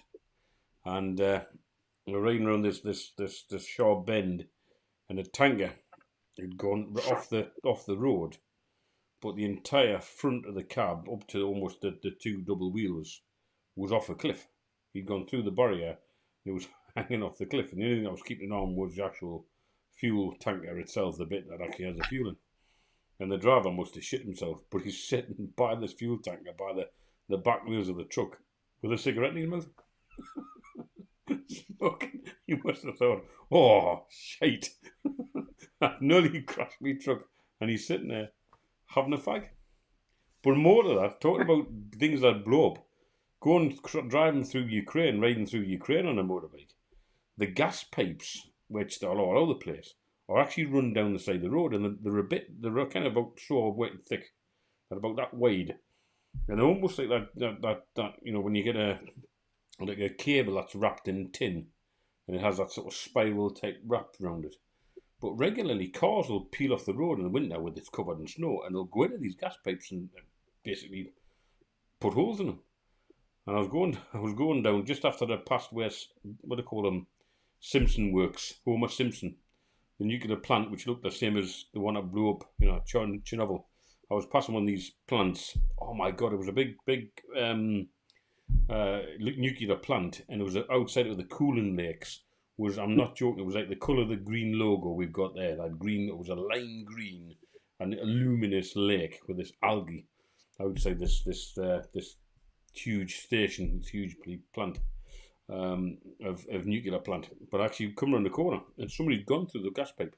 The guy was a bit drunk, he'd gone through the gas pipe and he's trying to pull it back together, and I kid you not, he was wrapping parcel tape around it to try to fix it, and he was smoking at the time. He's literally wrapping parcel tape around this, obviously been tanked up, went through his little Norda Reaver, and he's basically parceling up the gap. He's still got a cigarette in his mouth. So I give him a bit of a wide berth, like thinking, I'm not getting anywhere near you bugger. But different world, completely different world. Anyway, many years ago, Ian, I think this was probably rant here. You came up with private reg. Private reg. Well, just before we go there, Eric, great with private regs. Just before we go there, going back to your explosion stories, when I was years ago when I was living on my boat in Gibraltar. There's a lot of smuggling goes on in Gibraltar, because it's only about 10 miles across the straits to Morocco, so it's quite a hotspot for drug smuggling. And if you go down to any of the harbours in Gibraltar, you'll see or the Spanish ports that are close to Gibraltar. You'll see there's a lot of speedboats in the harbour there that are painted sort of matte black or matte grey. And they're always the ones that are doing the drug smuggling. But when I was living there on my boat, I was asked once or twice to do a bit of that, but I thought, oh, no, I'm not getting involved in that. Sounds a bit dodgy. But then one day, I was asked to do an alternative type of smuggling. They wanted me to go over to Morocco and bring back a load of disposable lighters, which is something I'd never heard of before. But apparently what they do, or what they did in those days, they collect up empty disposable lighters that people would normally throw away. They refill them in Morocco, and then they smuggle them back into Spain and sell them. So I thought, well, you know, I'm not gonna be sent to prison for life for smuggling disposable lighters. You know, the sentence can't be that bad for that. So I thought, yeah, okay, I'll do it. It was 50 quid, as I recall, for this trip to go and do that, which in those days were, you know, was quite reasonable.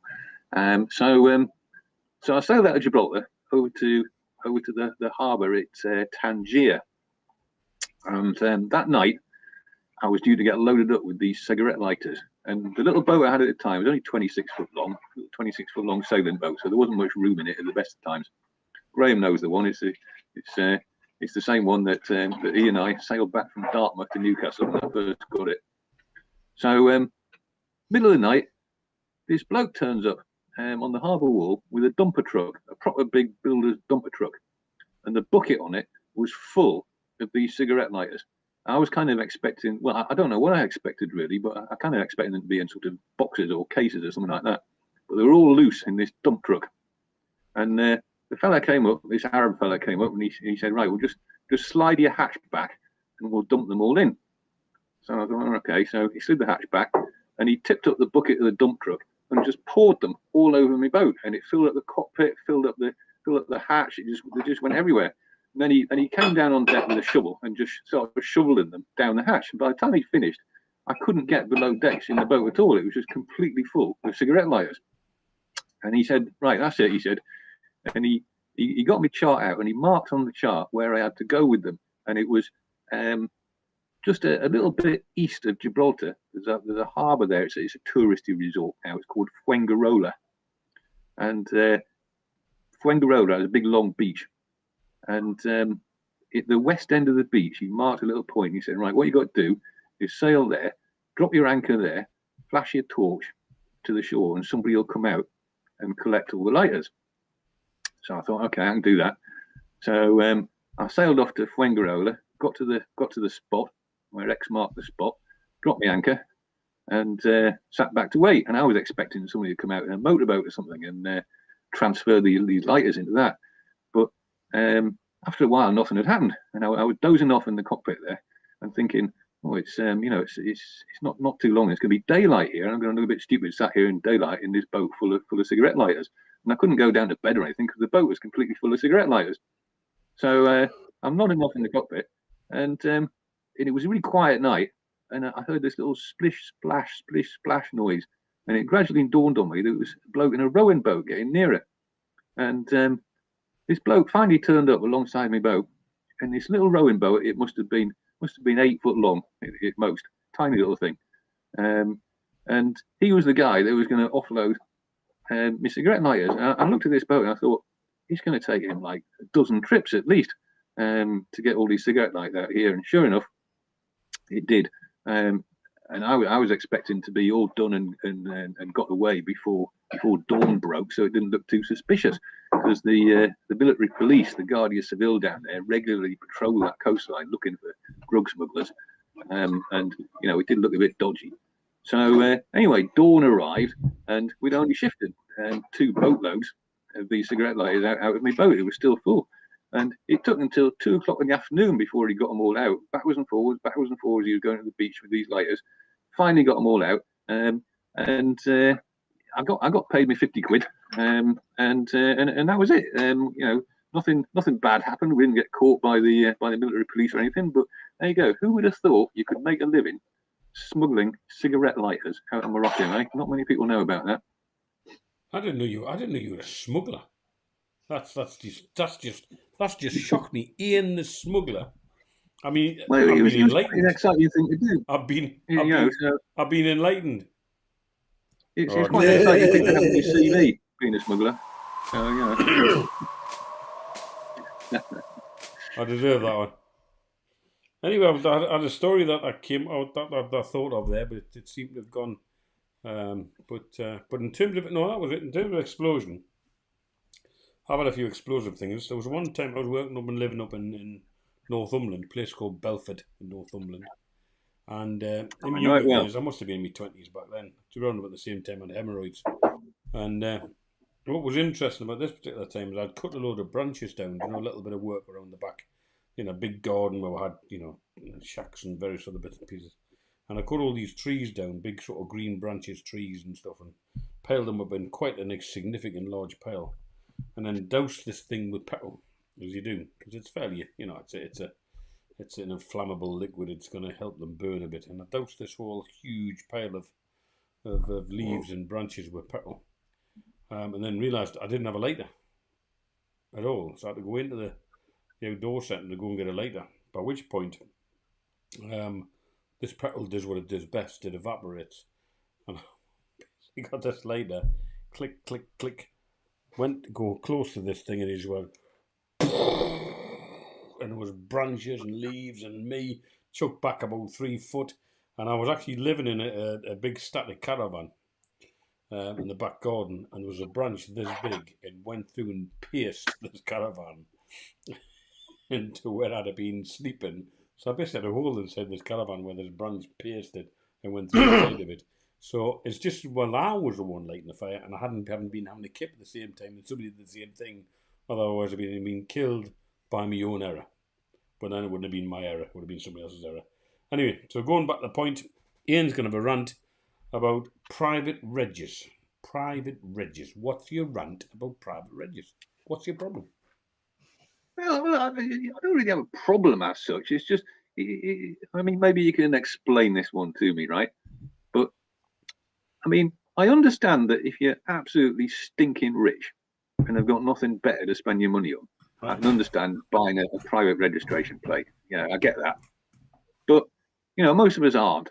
And if you're just an average person, why would you buy a private registration plate when you could spend the money on getting a slightly better car? That's the way I look at it. I just really don't get it.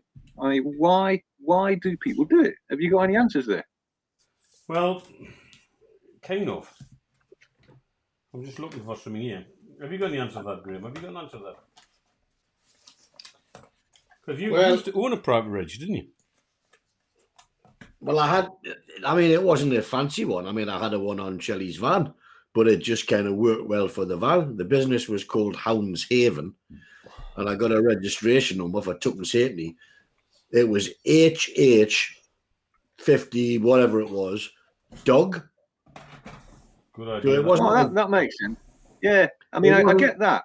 If it's for your business, and it's like your sort of corporate image, then yeah, I get that. That makes sense. But just a private individual just having a private plate that doesn't mean anything other than to themselves and costs them a load of money. What's that all about? What's going on in their head when they buy that? It's a very good I really question. just don't get it. It's a very good question. if you think you're above your own station, but you're not really in the high caliber of having shitloads of money, your car registration states the age of your car. So, a private registration hides the actual age of your car. Right. So you may have a Lamborghini, but it might be 50 years old. Well, if it was 50 years old, it'd be worth a bloody fortune, wouldn't it? But you know what I mean? Yeah. Suppose you've got a fairly old Jag. A Jag might actually only be worth a couple of grand. But, you'd know that if you saw that it was an old, like 51 plate or something like that, like an oldish car. So you put a private reg on, it may be still a lovely car, but it kind of distinguishes and hides the fact that it's quite an old one, so you can go, hey, I got a Jag now, or, I'm with you. I mean, I think it's an absolute disgrace and a waste of actually, waste of money. And if I was going to buy a private reg, right? If I was going to buy a private reg,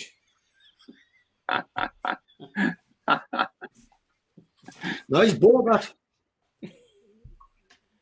if I was going to buy a private reg, then I don't know what I'd get. Did you buy that?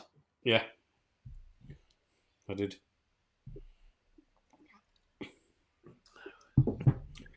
But it'll be put Well- on. I'm waiting for my car to come back before I can put it on it. I think I mean- it's something to do. I reckon with your, this is my theory, right? I reckon it's something to do with your life history strategy. Because if you talk to an evolutionary biologist, they will tell you that any living organism is either what we call a K-selected species or an R-selected species. And an R-selected species is like your classic live fast, die young organism. So they have loads of offspring with multiple partners, and they don't look after the offspring at all. They just sort of completely abandon them. And they have really poor impulse control, low IQ, because IQ isn't important to that kind of life history strategy. And then the other type of living organism is the K strategy ones. And the K strategy ones are the ones that have a small number of children, and they tend to look after them.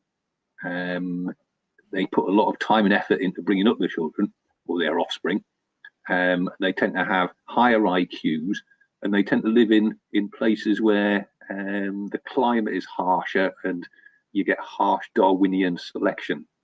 Now, my theory is that people that have private plates like that are fast life history strategists. They live fast, die young, have as many children as possible with multiple partners, and they have poor impulse control. That's my theory. So have I just blown your theory out the water then? Have I just? Eric, you haven't got very long. I'm sorry, Ian, but it would appear that I've just blown your theory out the water because Well, that I now own that.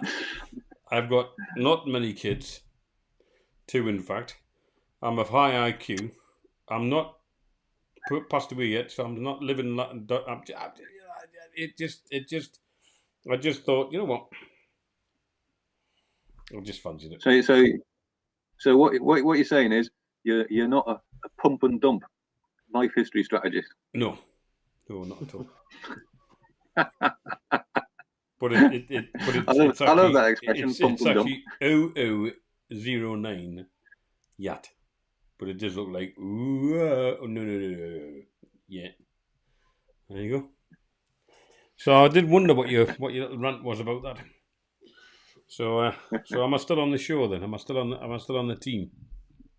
I don't worry. There are always outliers, aren't there? You know, we were talking about the bell-shaped curve here, and clearly you're an outlier there. You know, you're a Right. Okay. So have you got anything to say on private regis, Graham? I mean, apart from the fact you had one, well, it wasn't as quite as salubrious as mine. You know, in ornate or audacious. It was a business ride. But this will be adorning a vehicle. It might actually going to be motorbike. I might stick it on the bike. I don't know. I mean, it's all kind of ultimately it's a bit of vanity, isn't it? You know what I mean? It's just like, hey, look at me car kind of thing. Yeah, I don't know. But it's just so you can find it in the car park. Well, I don't have any trouble finding mine. Well, not with a little bright mini van, no. I mean, it's not quite as bright as me pink ski, me jet ski, but well, that was. Well, maybe he's do a photograph share one evening where we talk some of the old photographs of some of the strange things we've been involved in and some rather bizarreness. We've done some bizarre things. He said he's just about to take a drink of his black sheep. Yeah, bloody marvellous.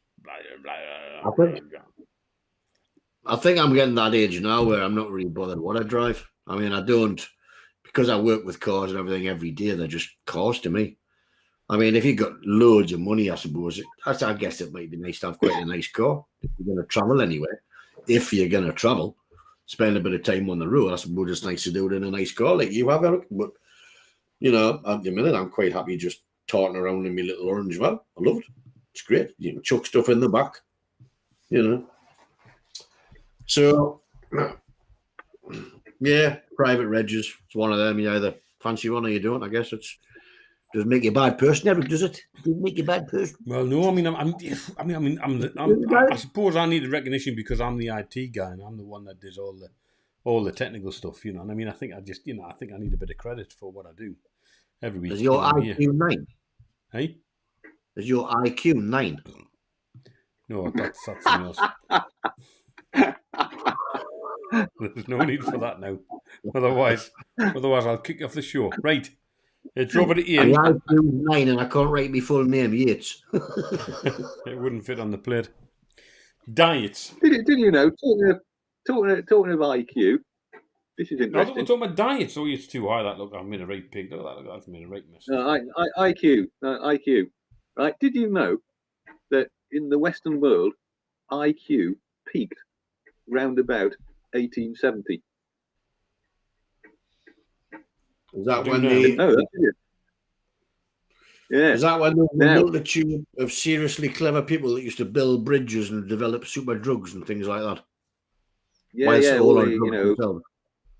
exactly the height of the Industrial Revolution and all that. And the way that you calculate it is by using numbers of inventions as a proxy. So looking at major inventions per head of population, 1870 was the peak, and since then what about the it's dot been com? declining. No, it's been declining ever since, and if you think about it, that makes sense because since the Industrial Revolution, then in the Western world, harsh Darwinian selection has been removed, and so the consequence of that is people are getting more stupid, and there's no reason to suppose that's not going to actually carry on for the foreseeable future, and so we're very likely going to be entering a new dark age, which could last for 1,000 years as a result of this. And it's the same thing has happened with all great civilizations in the past. If you look at all of them, same thing has happened. The high IQ people have stopped breeding, and the low IQ people have been breeding more. The average IQ of the population has gone down, and as a result, the society has collapsed. So there you go. Right. So well, with your enormously high IQ. IQ, Eric, then what you ought to be doing is having loads more children to try and rescue our descent into our new dark age. So what we're saying is let's just pull that up then. So we is getting thicker, is what you're saying. Yes, We that is is getting correct. thicker by the day. Yeah. Mommy, don't touch the switch. So in the new millenniums are the thickest of them all, is what you're saying. We is Well, getting yeah. thicker. On average, that's what we're saying. Yeah. Well, Yeah. that's an interesting thought, isn't it? We're getting thicker. And the only thing that's going to stop it is if we reintroduce harsh Darwinian selection and weed out Right. the low IQ people. So we're a bit of dim a minute. Anyway, let's go back to diets because that's what you were going to talk about. Diets. I mean, what do you mean by? Diet. What do you mean? I mean, you're talking fad diets. You're talking. What you talking? No, I was just thinking about diets because I don't mean diets to make you thin necessarily. Just all the different diets that you can go on these days, whether it's vegetarian or vegan or carnivore or. Am I right in saying vegans do that, or is that something else? That's Vulcans. That's them Vulcans, man. So they That's them don't do Vulcans that on the as Starship vegans. They don't do Enterprise. that. And they Indeed, haven't got point yes. years. Yes, live long and prosper. So that's I believe. Vulcans, that is it, not vegans. Yeah, live long and prosper. Right. Yeah. Okay. So go on in. So Yeah, what? I mean, what are you in a So specific yeah, diet? all these Captain various Kirk did a diets. lot You of know, that on the Starship, didn't he? Captain people Kirk that on the they're, Starship. yeah. Captain, this is going to blow. She can't take any more. She's going to blow. It's gonna blow. So are you on a particular diet, Ian, or because you're up there in the woolly world No, of but Scotland? I've done them all over the years. I mean, because my missus has been always been very, very interested in nutrition. She has experimented over the years, as Graham will testify, because he's been on the end of some of these experiments, with all the diets you can possibly think of. She's done vegetarian, she's done vegan, she's done carnivore, she's done raw vegan, she's done Paleolithic, and you name it. She's tried them all, and it's interesting to look at the results, because with her doing most of the cooking, then it means that I've like gone along with it and done the same thing. And I mean, I remember the year that we did raw vegan. That was an interesting one. Does that mean you just don't cook the food, yeah, and you just did trees? Well, it sounds pretty grim, and it is, except that she put a lot of effort into it. And if you put a huge amount of work and effort into the preparation of the food, raw vegan is actually really nice. But it does take a huge amount of preparation. Anyway, the result of all these experiments was quite interesting, because she found that, and this will be pretty controversial, because obviously there are some people, particularly vegetarians and vegans, that are almost religious in their fervour as far as their diets are concerned, and get very upset, and they can't tolerate any other person's point of view.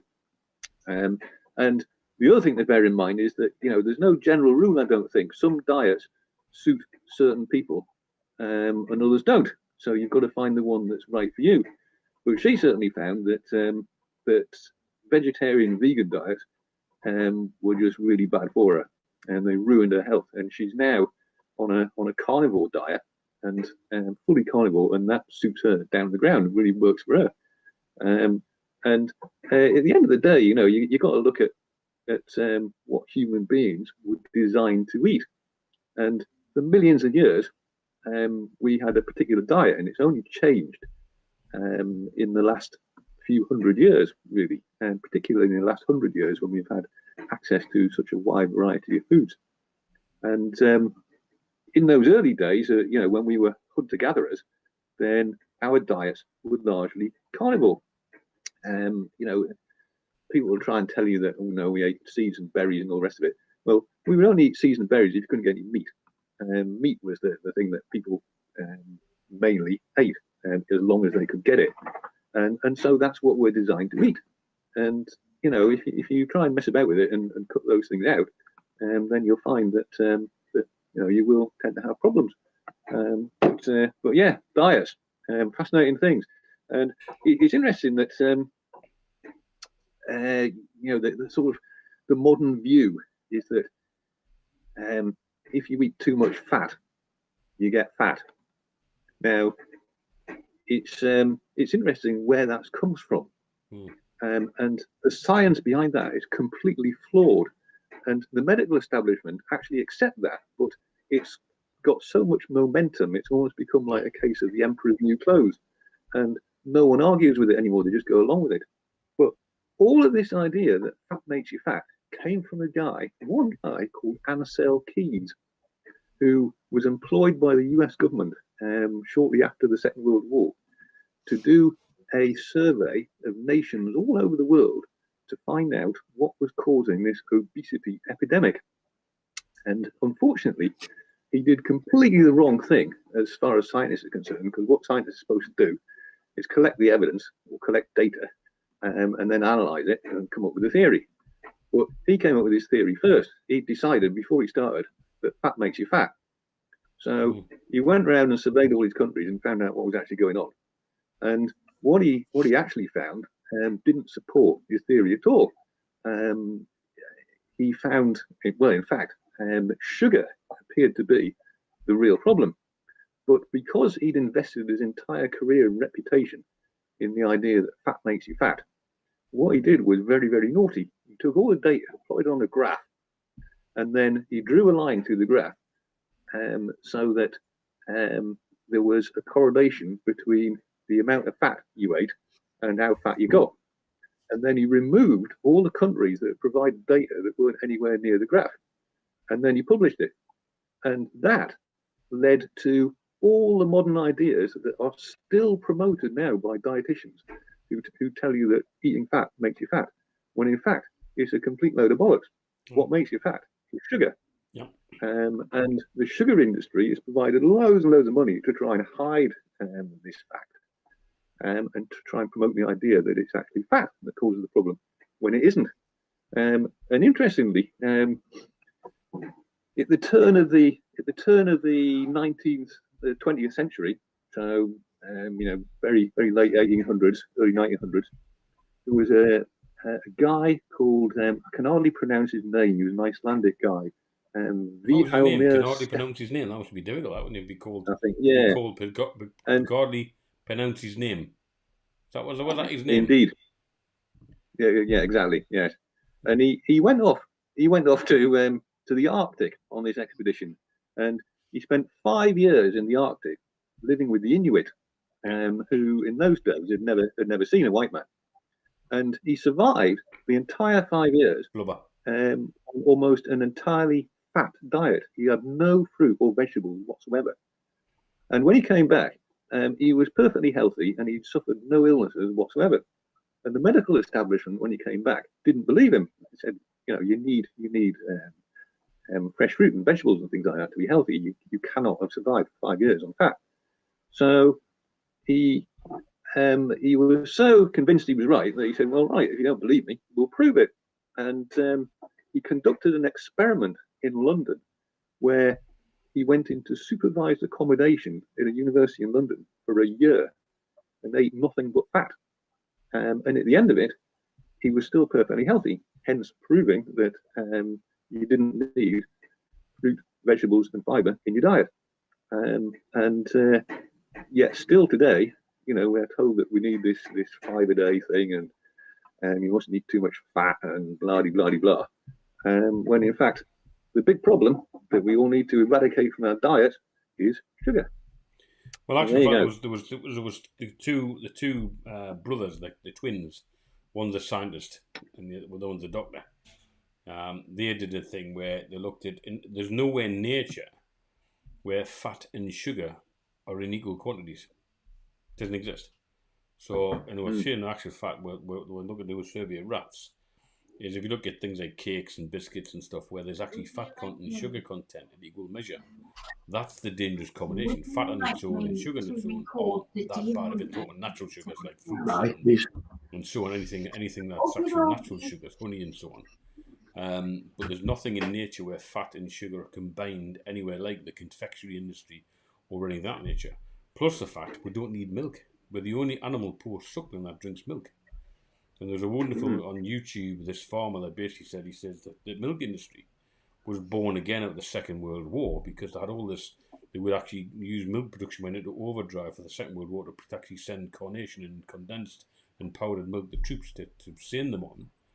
When the war finished, that all these American producers of milk with nothing to do. So basically the nobbled government and they basically said, okay, what you need is milk, it's a good source of fibre, it's good calcium, blah, blah, blah. And we're the only animal on the planet post-suckling that actually drinks milk. So milk's not good for you. It's designed to make little cows, big cows, yet we're being fed this line by saying it's one of the best things on the planet. And that's another myth. Well, our milk drinking ability is a result of a rather bizarre mutation. Because lactose in milk, to be digested, has to be broken down to glucose by an enzyme called lactase. And normally, babies, obviously, because they drink milk, they produce this enzyme lactase. But under normal circumstances, by the time you get to about 10, 12 years old, your body stops producing lactase so that you can't drink milk anymore. And if you do drink it, you spew up or you get diarrhea. But there's always been a very small percentage of the population that has had a mutation that means that you carry on producing the lactase enzyme throughout your life. Except those people have never been very successful because most of human history, once you stop drinking milk as a baby, you stop producing the lactase enzyme. But what's happened is that because milk has been such a protein-rich food and has been so useful in the last few thousand years, those people that do produce lactase throughout their lives have got an evolutionary advantage. And so they've and they thrived and passed on their gene for this mutation.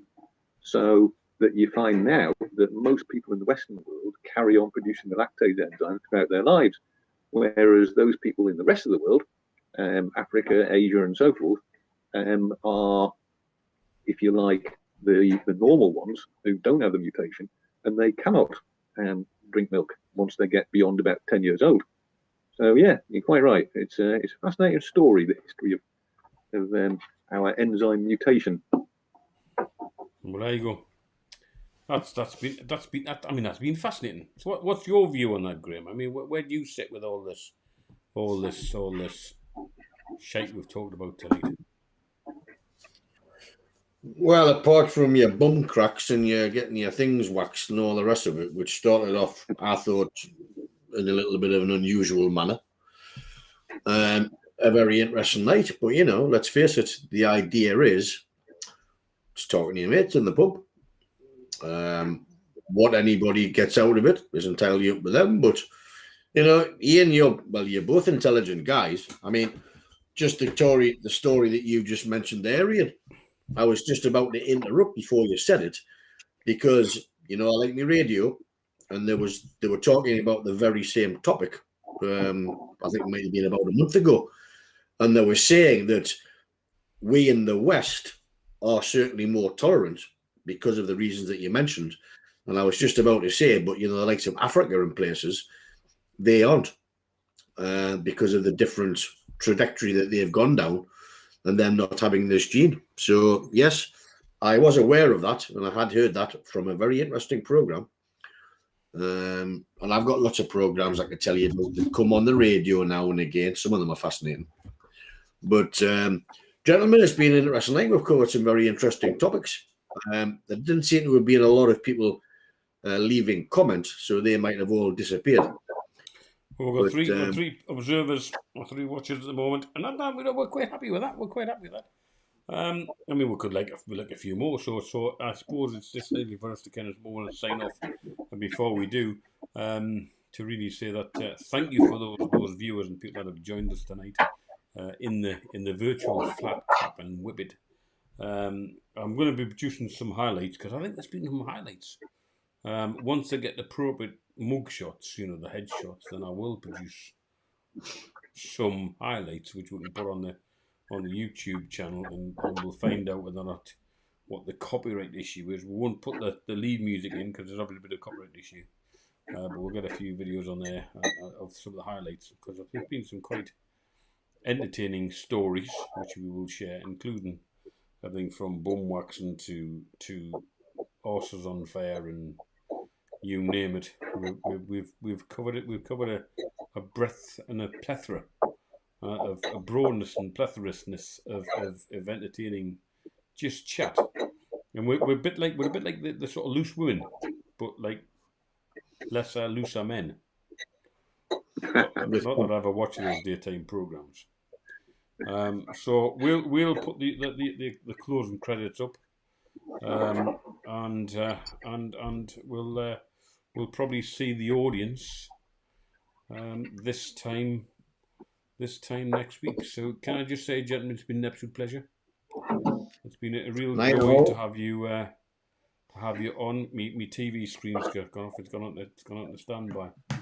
So we shall. Pleasure as always, gentlemen, and thank you very much, Eric, for your technical wizardry. It's been we've had a few sheep. We've had the police. We've had a few things. We've had a few issues.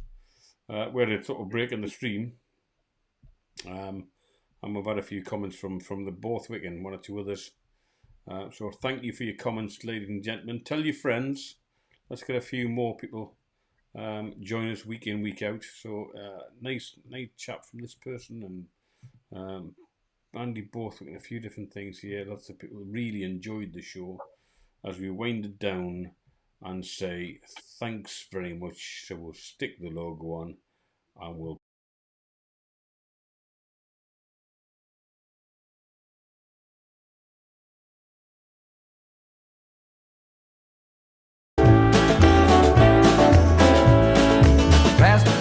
no return, baby, on the summer night. The shot of love and the spark of laughter breathe. stars align and the month times night burn like the ground I leave. Are we leaving on the next train, baby? I do believe. Come on, let's ride this train. Come on, let's ride this train. Now I ain't missed a 9 to 5. I don't hear it in my song.